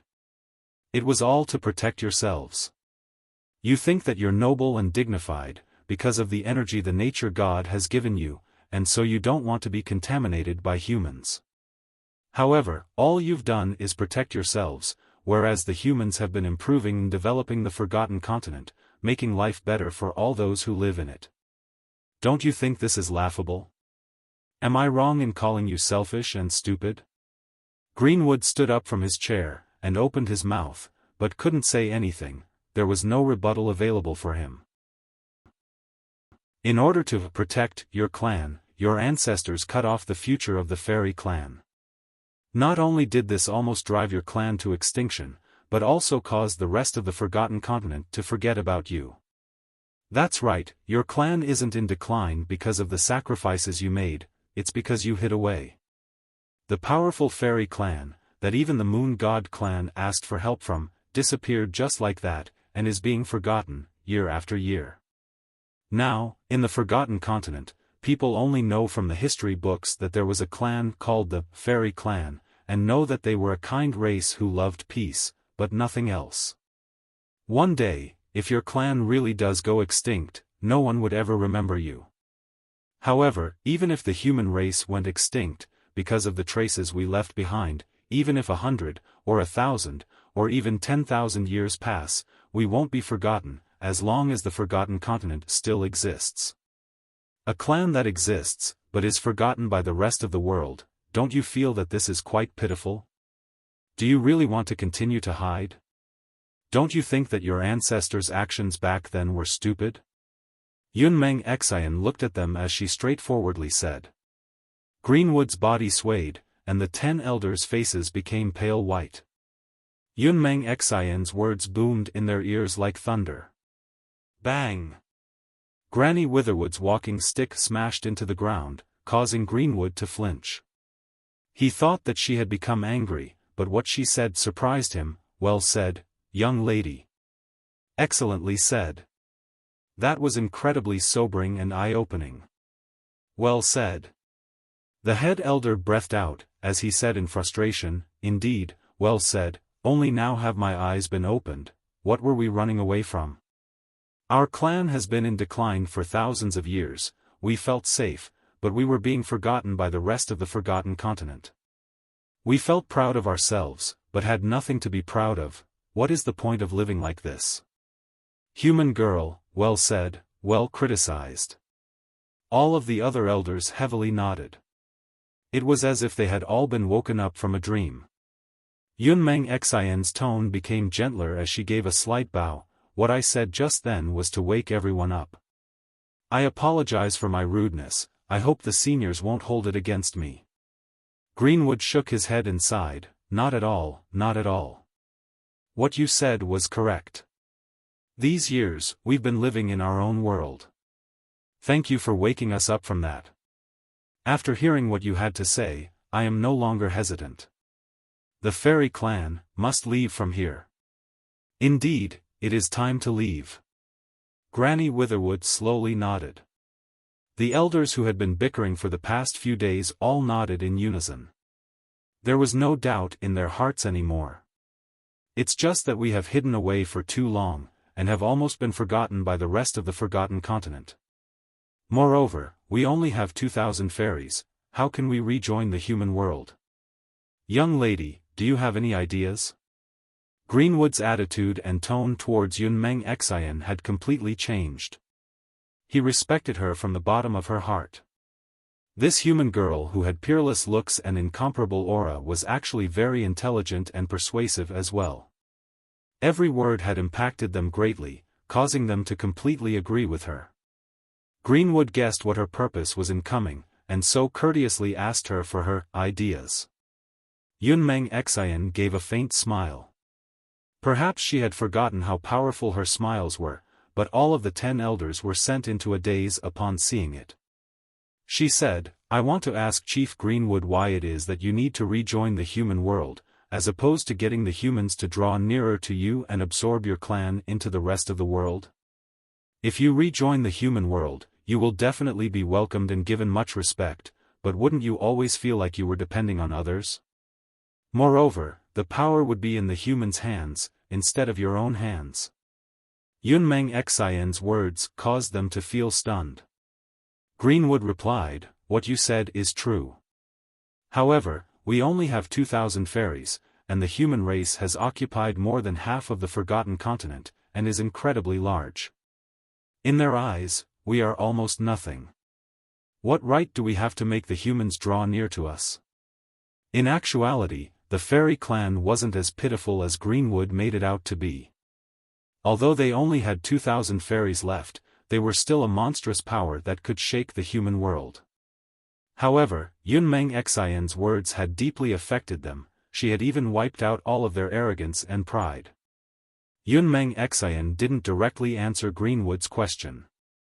Instead, she said the words she had prepared. Recently, I was reading through the Forgotten Continent chronicles in order to gain an understanding of the human race and the Fairy Clan.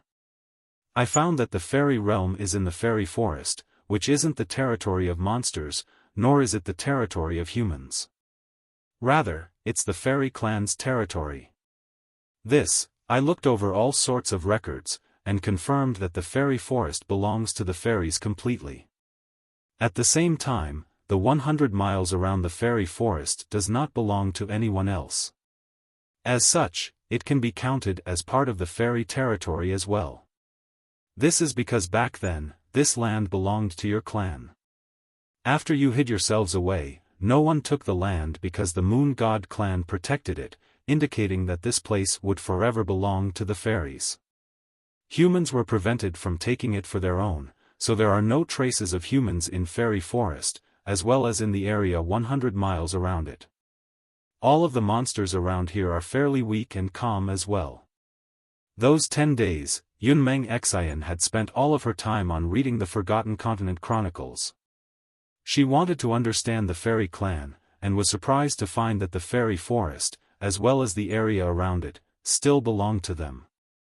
This was why the fairy forest was so beautiful and pure, and had never been developed before. Is this true? We still have such a large territory within the Forgotten Continent? This is a great blessing from the Moon God clan. Granny Witherwood said emotionally. According to their clan records, the fairy forest belonged to their fairy clan, but after hiding away for thousands of years, they hadn't expected that it still belonged to them, and even the name was still the same. Of course it's true. That piece of land will always belong to you. I believe that the best way to rejoin the world is to build your own city, a city that belongs to the fairies. Yun Meng Xin's eyes shone beautifully, as she stated her purpose in coming here. Building a city. Only with a city creation token did one have the right to create a city. The next step was to go to the Forgotten City and ask for a piece of land from the Emperor. Only the Forgotten Continent's Emperor could determine where the city would be built. Moreover, obtaining a piece of land to build a city required an astronomical amount of money. And also, the land that the Emperor gave was usually the worst land. In fact, even meeting the Emperor was incredibly difficult. After all, players could only enter the royal city after reaching LV 50. However, Yun Meng Xin had discovered something incredible after reading through the Forgotten Continent Chronicles. That was that they didn't need permission from the Emperor to build a city on the land owned by the fairies. In fact, they didn't even need a city creation token, because the fairies had absolute control over the land. However, that didn't mean that the city creation token was useless. Only with the city creation token did one have the right to become the lord or lady of the city, as well as control the settings and rules of the city. Build our own city? Greenwood's face was filled with confusion. He asked, let alone ask what the purpose of building a city is, how would we even build a city? We only have 2,000 fairies, and don't know anything about construction. Building the city will not be done by just yourselves. Another clan will help you with that. They are the experts at this sort of thing. Yun Meng Xin said as she smiled. Another clan? The fairies were completely confused. The dwarves. 30,000 dwarves. With their talents and their numbers, creating a city won't take too long. Yun Meng Xin said. The dwarves? The fairies were completely flabbergasted. Fairy Chief Greenwood, Granny Witherwood, and the 10 elders all shot to their feet. Granny Witherwood hurriedly asked, are you really talking about the dwarves? From the way you're talking, could it be that the dwarf clan has reappeared? Didn't their clan go extinct? Their reaction made Yun Meng Xin feel shocked. She shook her head, the dwarf clan never went extinct. However, they hid themselves away more than 10,000 years ago, even earlier than your clan. Recently, Ling Chen coincidentally found them, and discovered that there were still 30,000 of them. It seems that you care about the dwarves. Could there be some sort of relationship between your clans? The dwarf clan didn't go extinct, but hid themselves away. This is great. Greenwood looked absolutely delighted. Young lady, another reason our ancestors led the clan to hide away was because of the dwarf clan. The dwarves are a kind and simple clan, but suffered disaster because of their talents. Our guardian weapon, the Jade Verdict, was gifted to us by the dwarf clan, so our ancestors tried to help and protect the dwarves as much as possible. However, the dwarves suffered a catastrophe and disappeared. There were rumors that they had become extinct because of the Demon Beast clan. Our ancestors felt incredibly guilty, and blamed themselves for the dwarves' demise. If we can become closer with the dwarves, that would be wonderful, even if it was to make up for our inability to protect them back then and fulfill our ancestors' wishes. The dwarves are incredibly talented, but harbor no ill will. We can be completely at ease with them. I'm glad you feel that way towards the dwarves. No wonder why the dwarves still trust the fairies so much, even after 10,000 years, Yun Meng Xin said. Things were going much smoother than she had expected. Many of the things that she had prepared to say in case things went sour were completely unnecessary. So where is the dwarf clan? Have they already come out of hiding? Granny Witherwood asked. The dwarves are currently residing in the east of the Forgotten Continent, and they have a powerful guardian protecting them. In order to leave, they must fulfill 3 requirements that their ancestors left for them.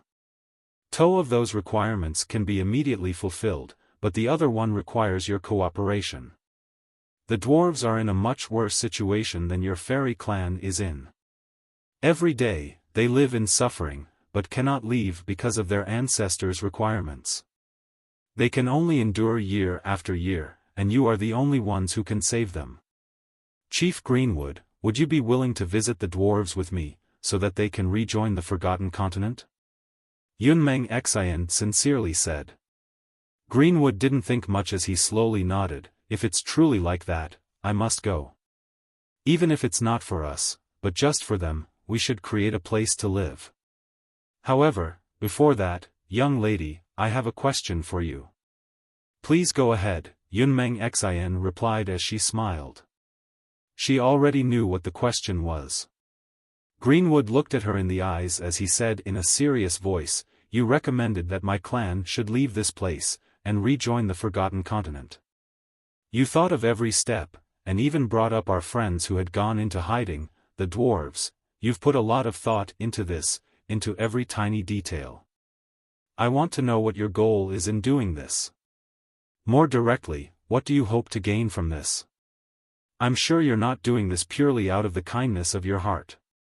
Greenwood's question was something that Granny Witherwood and the 10 elders were all thinking. After Greenwood asked, they all looked at Yun Meng Xin. Yun Meng Xin smiled, and spoke with an air of confidence, "Of course, I'm not that selfless. I came here today to fulfill one of my own wishes. What I hope to gain is very simple. I hope that Ling Chen will become the lord of the city you build." The fairies fell silent. Your barrier was destroyed by Ling Chen, and the dwarves were found by Ling Chen. Moreover, only Ling Chen can fulfill the other 2 requirements for the dwarves to leave. Furthermore, constructing a city, even if it's a little city, will require an enormous amount of resources. No matter if it is the dwarf clan or the fairy clan, none of you have these resources. Only by relying on Ling Chen will the city be built. As such, since the city would be built because of him, and it was him who brought your clans out of hiding, I'm sure you would agree that it is only proper that Ling Chen should be the lord of the city. Furthermore, the lord or lady of the city is just a title. The true owners of the city will not only be Ling Chen, but also your clan and the dwarf clan. After all, the city will be your home, so you will naturally own the city as well. What I want is the title of the lord of the city. This title is very important to us players, and we promise that we won't use it to bully or oppress your clans. That being said, we don't have the power to do that, and neither do we have any reason to do so. We won't interfere with your clan matters either. If something big happens, we'll ask for your cooperation and collaboration before taking any action. If you don't trust us, we can sign a contract. Haha, there's no need for that. Granny Witherwood cut Yun Meng Xin off as she smiled warmly. Ling Tian is the savior of our clan, and we couldn't do much to repay him. After this city is built, we will owe him even more. We were all worried about not being able to express our gratitude. I'm sure the dwarves feel the same way. As such, we will not oppose Ling Tian being the lord of the city. We will even follow his commands for the well-being of the city. Yun Meng Xin was finally able to relax, and gave a beautiful smile. Greenwood, go with her and visit the dwarves. Who would have thought that we would finally be able to meet again after 10,000 years, Granny Witherwood said as she sighed. Nameless Ridge. Ling Tian had given the failed spatial orbs to Yun Meng Xin, and both she and Fairy Chief Greenwood used one each, allowing them to directly teleport into the dwarves' territory. The mountain giant seemed to detect something, resulting in the mountain shaking, but the shaking then immediately died down. The dwarves' homes were incredibly beautiful, but the surrounding environment was incredibly plain and barren. The dwarves were all short and skinny, and looked like strengthless skeletons. These people are dwarves? But, the dwarves in our clan records are all tall and well-built, Greenwood said as he stared at the dwarves, unable to believe his eyes. It's because of the lack of food, Yun Meng Xin replied. The lack of food had made it difficult for their clan to even survive. Every day, many dwarves died of starvation. How could they possibly have buff and well-built bodies? Greenwood was speechless. Are you humans? No, are you, a goddess? Has the Moon God clan come to save us? Yun Meng Xin and Greenwood were immediately discovered. The dwarves were shocked, but upon seeing Yun Meng Xion's face, they truly believed that a goddess from the Moon God clan had appeared, because only goddesses would be befitting of such beauty. Greenwood didn't know whether to laugh or to cry. Yun Meng Xion went up and said in a gentle voice, "Hello, we're Ling Tian's friends. Ling Tian asked me to bring you some things, so could you please take us to your chief?" Ling Tian? Did you say Ling Tian? Hearing the name Ling Tian, every dwarf's eyes were filled with shock, then burned with passion. Their caution and alertness immediately disappeared. If you're Ling Tian's friends, then you're our esteemed guests. Please wait, we'll immediately notify our chief. As if the name Ling Tian filled their bodies with strength, two of the dwarves sprinted off. Not too long after, Dwarf Chief Dillo and Elder Dita hurriedly came running over, with a large crowd following behind them. After eating the flatbread Ling Tian had brought, their days had become even worse. After all, they could no longer eat the food that they were used to. Every day, they hoped that Ling Tian would once again appear and bring flatbread. Now that they heard that Ling Tian's friend was here, the news spread like wildfire, and many dwarves immediately rushed over. Seeing Yun Meng Xion, Dwarf Chief Dillo's eyes widened, and stood there, unable to say anything. The dwarves were all dark-skinned and skinny, and had never seen a beautiful woman like Yun Meng Xion before. Seeing Yun Meng Xion almost caused their souls to fly away. The dwarves' reactions were even more pronounced than when they had first seen the legendary flatbread. Their mouths hung wide open and their eyes were enlarged. The dwarves were simply unable to look away. Even Greenwood, who had an air of power and majesty around him, was completely overshadowed by Yun Meng Xion's incomparable beauty. "Goddess, goddess," Dwarf Chief Dillo muttered as drool began to flow out of the corner of his mouth. Even the chief was like this, let alone the younger dwarves. However, Dillo hadn't lived hundreds of years for nothing. He suddenly shook his head, and came back to his senses. He wiped away his drool with a lightning-fast speed, and his expression became incredibly serious as he said, "Welcome, friends from the outside world. I am the Dwarf Chief Dillo. I heard that you are Ling Tian's friends. Did he ask you to bring something?" No less than expected from the dwarf chief. The speed at which his attitude changed and his shamelessness were at least mysterious god grade. Yun Meng Xin went forwards and said courteously, "Greetings, Chief Dillo. Indeed, Ling Chen asked us to bring something over." "Really?" Dwarf Chief Dillo was so excited that his hands began to shake and his eyes became red. He swallowed his saliva as he asked, "What is it? Is it flatbread? Quickly, take it out quickly." Hearing the word flatbread, all of the dwarves leaned forward as their bodies trembled in anticipation and their mouths overflowed with saliva. Yun Meng Xin smiled. Her smile caused some of the less resistant dwarves to faint. "What I brought isn't flatbread, but they are the things that can allow the dwarf clan to leave this place." "What are they?" Dwarf Chief Dillo asked as he stared. He almost doubted what he had just heard. Yun Meng Xin didn't say anything as she stretched out her right hand, and a tightly bound paper scroll appeared, which she handed to Dwarf Chief Dillo. Dwarf Chief Dillo received the scroll with a look of confusion. The instant he opened it and looked at its contents, his entire body froze. His eyes became so wide that they looked like they were going to pop out while all of the hairs on his body stood on end. His hands, which were holding the scroll, trembled monstrously. This is the blueprint for the underworld god cannon." Dwarf Chief Dillo roared out in excitement, and all of the dwarves at the scene felt as if they were struck by lightning, unable to believe their ears. What did you say?" Elder Dita jumped up in shock as he snatched the scroll over with a whoosh. He looked over it, and his hands also began to shake as he cried out, "It really is the blueprint for creating the underworld god cannon. It's the blueprint our ancestors left behind." The dwarves all started to scream and cheer in celebration. Those who weren't of the dwarf clan were unable to understand just how much this blueprint meant to them. All of them started to yell madly as they charged up, wanting to see the blueprint. The dwarves all went crazy, and Yun Meng Xin calmly took out another item. It was a jet-black, ordinary-looking pan. She also handed it to Dillo as she said, "Ling Chen told me to give you this pan as well. Only your clan can make the most of it." Dwarf Chief Dillo, who was just about to snatch the scroll back from Elder Dita, suddenly froze as he touched the pan. He ignored Dita as he almost pressed the pan against his face as his facial muscles twitched. His voice trembled as he stuttered, "HHH handsome pan." The underworld god cannon blueprint and handsome pan were things that the dwarves had desired for 10,000 years. They were incredibly important, even holy items to the dwarf clan.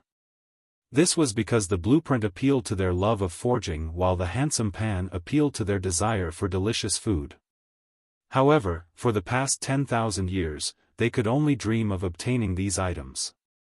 And now, these two items that they could only dream of had suddenly both appeared in front of them. The dwarves almost fainted from pure joy.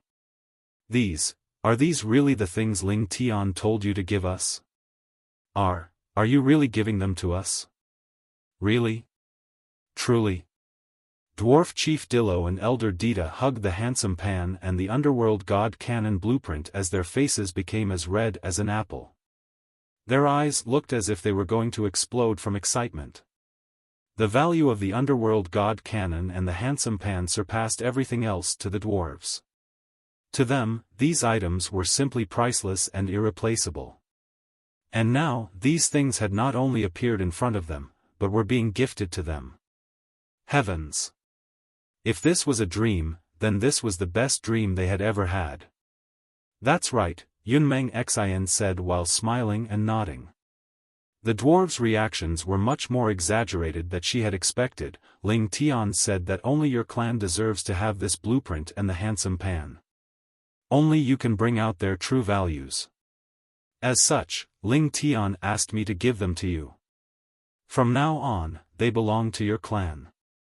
Dwarf Chief Dillo and Elder Dita looked at each other, and tears of gratitude began to flow down their faces.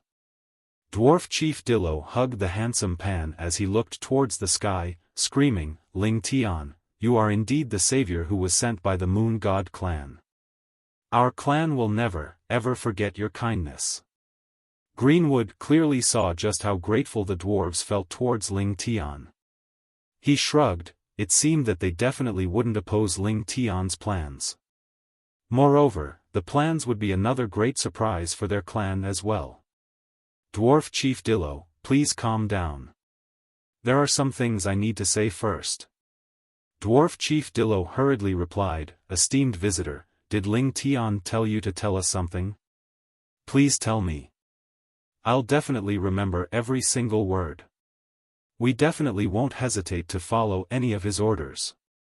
Yun Meng Xin smiled as she slightly shook her head, they aren't orders. Rather, you once told Ling Tian that in order to leave here and rejoin the Forgotten Continent, you need to fulfill 3 requirements. Of the 3, we've just fulfilled 2 by giving you the blueprint and the handsome pan. In order to leave here, you also need to join up with the fairy clan, right? Dwarf Chief Dillo nodded. Indeed, finding this blueprint and handsome pan are both requirements left by our ancestors. We never thought that we might obtain them someday. However, there is still a requirement that is incredibly difficult to fulfill. After all, we don't know where the fairies are. Moreover, we've hidden away for too long, and the outside world has probably already forgotten about our existence. The fairy clan, with how powerful they are, might not even want to join up with us. In that case, Chief Dillo, do you know who this person beside me is? Yun Meng Xin smiled as she gestured. Greenwood stepped forwards and stood in front of Dillo, saying as he smiled, greetings, Dwarf Chief Dillo. It's a pleasure to meet you. I am the fairy clan's current chief. Dwarf Chief Dillo's jaw dropped, and he couldn't help but stutter. What did you say? You said that, you're the fairy clan's chief. Greenwood's shoulders moved as 2 large insect-like wings sprouted from his back, glimmering in the light. I'm not sure if your clan records recorded our features. These wings are things that only us fairies have, and also, Greenwood stretched out his hand, and a jade-green bow appeared in his hand. This bow was incredibly large, and just the bowstring was 2 meters long. When it stood upright, it was even taller than Greenwood. This is the guardian weapon that your ancestors gave to my ancestors more than 10,000 years ago. It is a godly item to our fairy clan. The Jade Verdict, that's right, it's in our clan records, and is one of the 10 great mysterious god-grade weapons. Back then, it was given to the fairy clan, and it can only be controlled using fairy energy. Only the chief of each generation has the right to use it. Dwarf Chief Dillo turned his gaze from the Jade Verdict to Greenwood as his expression became extremely emotional. You really are the fairy clan's chief. Indeed. Greenwood nodded as he smiled. I'm overjoyed that your clan is still in existence. We are deeply thankful for what your ancestors did for ancestors. Back then, when we discovered that your clan disappeared, we heard that perhaps your clan had been exterminated. Our ancestors felt incredibly guilty, and blamed themselves for receiving so much from your clan, but were unable to protect you all. In the end, that contributed to the reasons why they decided to hide away in the fairy realm. And now, it has been over 10,000 years. Our clan records are filled with the guilt our ancestors felt towards your clan. Don't say that, Dwarf Chief Dillo vigorously shook his head, with tears in his eyes. Our clan records are filled with gratitude towards your fairy clan. Back then, when we were met with disaster, only the fairies wholeheartedly protected and supported us. Only your fairy clan does not need to feel guilty towards us. Who would have thought that I would actually be able to see the dwarf clan and fairy clan reunite? This is the biggest joy and glory of my life. Ha ha ha. Fairy Chief Greenwood laughed loudly. Hearing Dwarf Chief Dillo's sincere words, all of his worries were wiped away. He looked at the countless skinny dwarves in front of him as he earnestly said, our fairy clan has decided to leave the fairy realm and rejoin the Forgotten Continent. We want to build a city that belongs to us. We would like to invite the dwarf clan to join us, and build a city that belongs to both of our clans. Dwarf Chief Dillo and Elder Dita looked at each other, and saw each other's eyes trembling. Dwarf Chief Dillo nodded, and said in a trembling voice, "It would be our honor." The underworld god canon blueprint, handsome plan and fairy clan, all of a sudden, all three requirements had been fulfilled. This was simply too good to be true. Dwarf Chief Dillo turned around and spread out his arms as he yelled out in a hoarse voice, did you all hear that? Our friends, the fairies are here. We can now leave this place. We can have a new home in the outside world. We are no longer imprisoned here." This was the best news the dwarves had received in 10,000 years. The dwarves all began to cheer and yell in joy. Their earth-shaking sounds of celebration continued for a long time. This day was entered into the clan records. This day, every dwarf seemed to forget all of their hunger and pain, and all of them were beaming enthusiastically. The barren and desolate land was filled with the joyful sounds of the dwarves. Yun Meng Xin talked to Dwarf Chief Dillo and Elder Dita in detail about the construction of the city. Dillo and Dita nodded rapidly, and were extremely supportive of Ling Chen being the lord of the city. All of the resources for constructing the city would be provided by Yun Meng Xin, whereas they would be responsible for the construction. Being able to construct their own city was equivalent to giving them countless flatbread, and they were almost delirious with joy. When should we leave here, then? Where will we build our new home? Is it far from here? Dwarf Chief Dillo asked. It's very far away, Yun Meng Xin replied. If you want to walk, it will take an incredibly long time, and you will face many dangers. You might even be discovered by the Forgotten Continent's residents or players. As such, you can't walk there. Then, how should we go there? Dwarf Chief Dillo asked in confusion. A teleportation channel, Yun Meng Xin unhesitatingly replied. Elder Dita, Ling Chen told me that you can use 1/3 of the spatial energy in the spatial stone to create a teleportation channel. You still have half of the spatial energy in the spatial stone, so that should be enough, right? Of course. Elder Dita slapped his leg as he suddenly realized why Ling Chen had asked him to only use half of the spatial energy to create spatial orbs. Evidently, Ling Chen had already thought of this. With a teleportation channel, going there and back will be incredibly easy. Will creating the teleportation channel be difficult? Yun Meng Xin asked. It's usually incredibly difficult. However, with the spatial stone, it'll be incredibly easy. Elder Dita said, his face beat red with excitement. He immediately rushed off as he yelled, I'll go and prepare it right now. Less than an hour later, Elder Dita excitedly ran back. In his hands were 2 identical white stone orbs that were as big as fists, and were radiating with a mystical white light.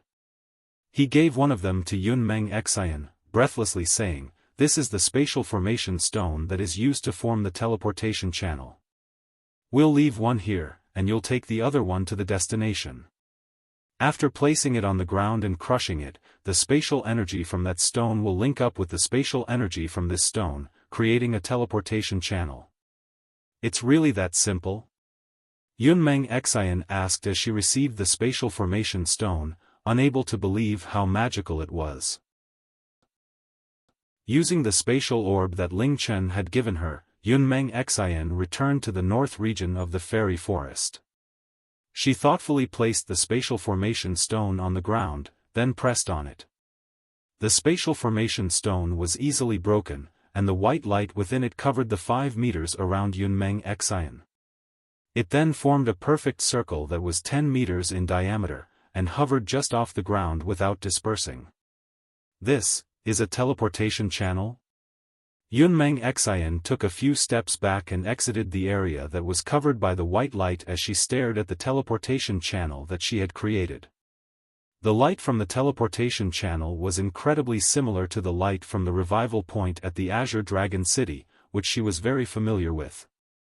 At this moment, the teleportation channel's light blurred, and Dwarf Chief Dillo, Elder Dita and Greenwood simultaneously appeared. Greenwood looked around in curiosity, and immediately realized that they were in the fairy forest. As for Dillo and Dita, This was the first time they had left the dwarf clan's territory, and the extreme shock they had felt was written all over their faces. Their world was filled with a greenness they had never seen before, and the air was incredibly pure and clear. They felt that they had been transported into heaven, and looked around in excitement, greedily inhaling and exhaling. This was the first time they had used their eyes and noses so much. This is the outside world? Dillo asked in a trembling voice. No. This is heaven. Dita's entire body was shaking. Are you happy to build your new home here? Yun Meng Xin asked. She already knew their answer from their reactions. This is our new home? Dwarf Chief Dillo's lips trembled as he vigorously nodded his head. Sure. Sure. I'll immediately tell everyone that we're moving from hell into heaven. Elsewhere. Moment of elegance.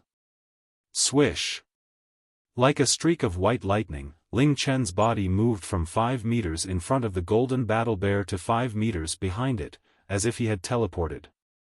The golden battle bear suddenly lost its target, and a massive damage figure nearly emptied out its HP bar. The bright light also pierced into its eyes, causing it to cover its eyes as it howled. Ling Chen didn't even turn around as he casually swept out with the Twilight Spear, finishing it off with a Ling Tian burst. Oh!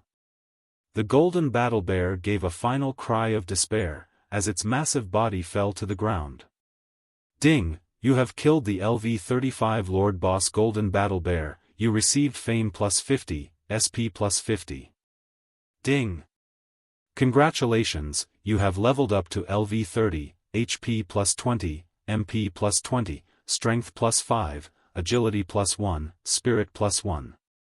As the strongest Battle Bear Lord Boss fell, Ling Chen once again leveled up, hitting LV-30. Ding! You have acquired a new Feng Chen curse, Scaredy Cat Curse. Ding! You have unlocked a new Feng Chen sect skill, Vanishing Shadow.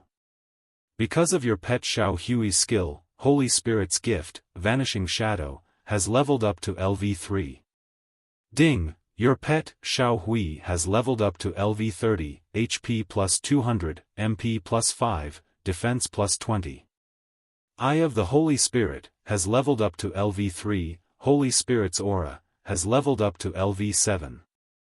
Ding! Your pet Leng'Er has leveled up to LV-30, MP plus 100, Magic Attack Power plus 20, Defense plus 10. Darkness Spike has leveled up to LV-4, Darkness Lock has leveled up to LV-4, Underworld Lock has leveled up to LV-4. Ding! Your pet Leng'Er's skill, Summon Undead, has been unlocked. Leng'Er's favorability towards you has risen to 20. Ding! Your pet Leng'Er's favorability towards you had reached closeness. The chance of Leng'Er disobeying your commands has gone down significantly, and there is a chance that Leng'Er will take initiative to assist you in battles. These days, Ling Chen had been focusing on leveling up, so his level increased rapidly. Now, he had finally reached LV-30. And both Xiao Hui and Leng'Er also leveled up to LV-30 with him.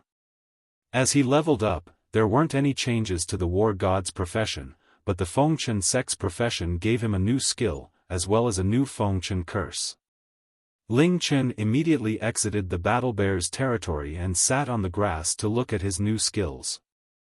Scaredy Cat Curse, low-level Feng Chen curse, can't be leveled up. Can be used on a target within the user's line of sight, and once hit, the victim will be filled with tremendous dread and fear towards the user. The success rate is dependent on the difference in strength between the user and target's mental energy as well as overall strength. The number of seconds the effect lasts for is equivalent to the user's comprehension stat. Costs 10 MP, cooldown time, 100 seconds. The new Feng Chen curse caused Ling Chen whistle. No less expected from the Feng Chen curses, it was just as brutal as the other ones. Vanishing Shadow, current level, LV-3, highest level, LV-5. SP to upgrade to LV-4, 2000. One of the most advanced concealment techniques of the Feng Chen sect.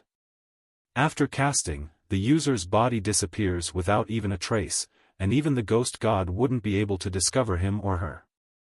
Effects: conceals the user's body. While concealed, the user cannot attack or counterattack. The concealment is cancelled upon receiving damage. Lasts for 20 seconds, cooldown time, 100 seconds. Wow! Ling Chen couldn't help but exclaim. Broken Shadow was an extremely powerful escape skill that had saved Ling Chen countless times. Now, another powerful skill that could save him had appeared. In its description it said that this concealment skill would make it difficult for even the ghost god to find him. Of course, this skill wasn't just for escaping and saving his life, it could also be used for ambushing others or espionage. Although it only lasted for 20 seconds, Ling Chen was quite satisfied with this skill. Not only him, but Xiao Hui and Leng'Er had become much more powerful at LV30. Xiao Hui's powerful Eye of the Holy Spirit and Holy Spirit's Aura had both been upgraded. Eye of the Holy Spirit, current level, LV3, highest level, LV5, level required to LV5, LV50, uses the Holy Spirit's energy to create a pair of eyes that can see through all hidden things. The higher the level, the more information that can be seen and the greater the range.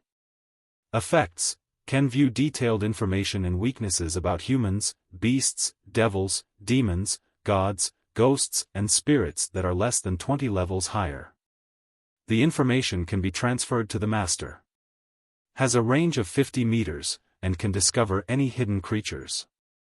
Holy Spirit's Aura, current level, LV7, highest level, LV20, level required to upgrade to LV8, LV35, using its Holy Spirit Aura that is void of evil and impurity to seek the protection of Mother Nature, upgrades the innate gifts of itself and all companions. Effect: Luck +7 and Comprehension +7 of itself along with the Master and all pet companions. Effect exists even while not summoned. After Holy Spirit's Aura was upgraded, it now gave Ling Chen a bonus 7 points of luck and comprehension. What shocked Ling Chen even more was the upgraded Eye of the Holy Spirit skill. There was now a bonus effect. Discover any hidden creatures. This meant that no matter what level or grade the creature was, or how high level their concealment skill was, they wouldn't be able to escape from Xiao Hui's eyes. In other words, all concealment techniques were useless in front of Xiao Hui. After picking up his spoils of wars, Xiao Hui, who had finished devouring the golden battle bear's body, ran over with his tail wagging. Ling Chen patted Xiao Hui's head. This harmless-looking little guy was exceptionally terrifying. Ling Chen then looked at Leng'Er's information. After leveling up to LV30, Leng'Er's favorability towards him was raised to 20 points, which was closeness. That meant that she would occasionally help him like Xiao Hui did. Of course, that was only when she felt like it, or when he bribed her. Just because they were close didn't mean that she would unhesitatingly follow his orders and help him unconditionally. Darkness Spike, current level, LV4, highest level, LV5, level required to LV5, LV40. A darkness element attack that uses darkness elemental energy to create a darkness spike within 20 meters around the caster. Silently and stealthily pierces a target within 5 meters of where the darkness spike was formed. Base attack damage is magic attack power x 250%. Upon being hit, the target has a 5% of instant death. Costs 30 MP, no cooldown. Darkness Lock, current level, LV4, highest level, LV5, increasing to LV5 requires pet to be LV40. Uses darkness energy to bind all targets within 30 meters of the caster, creating illusory chains that adds debuffs to the targets. Once bound, the target's movement speed, attack speed, jumping ability, hit, evasion are all decreased by 25% for 25 seconds. Costs 50 MP, cooldown time, 60 seconds. Underworld Lock, current level, LV4, highest level, LV5, increasing to LV5 requires pet to be LV40. Uses darkness energy to bind all targets within 20 meters of the caster, creating illusory chains that adds debuffs to the targets. Once bound, the targets cannot use active skills for 20 seconds. Costs 120 MP, cooldown time, 60 seconds. 3 of Leng'Er's skills had been upgraded, causing their ranges and effects to be increased. Leng'Er's Darkness Lock, Underworld Lock and Sin Lock were all incredibly powerful crowd control skills, and her Dal Grenade was even more terrifying. It was a pity that she wasn't as obedient as Xiao Hui. Now that her favorability towards him reached 20 points, he hoped that she would use these skills for him more. Apart from those 3 skills that had upgraded, the system announcement also said that Leng'Er had unlocked a new skill. Ling Chen quickly looked at the Summon Undead skill. Summon Undead, current level, LV1, highest level, LV5, requirements to level up unknown. Uses the death energy from corpses as mediums to summon the lowest grade of skeleton soldiers from the underworld. The skeleton soldiers assume the profession of the corpse, and have the same level as the summoner. The skeleton soldiers will fully obey all commands from the summoner. Every corpse can only be used to summon one skeleton soldier. Every summon costs 100 MP, and multiple skeleton soldiers can be simultaneously summoned from multiple corpses. There is no limit to the number of skeleton soldiers that can be in existence. Every skeleton soldier lasts for 10 minutes, and will immediately disappear once killed. Holy crap!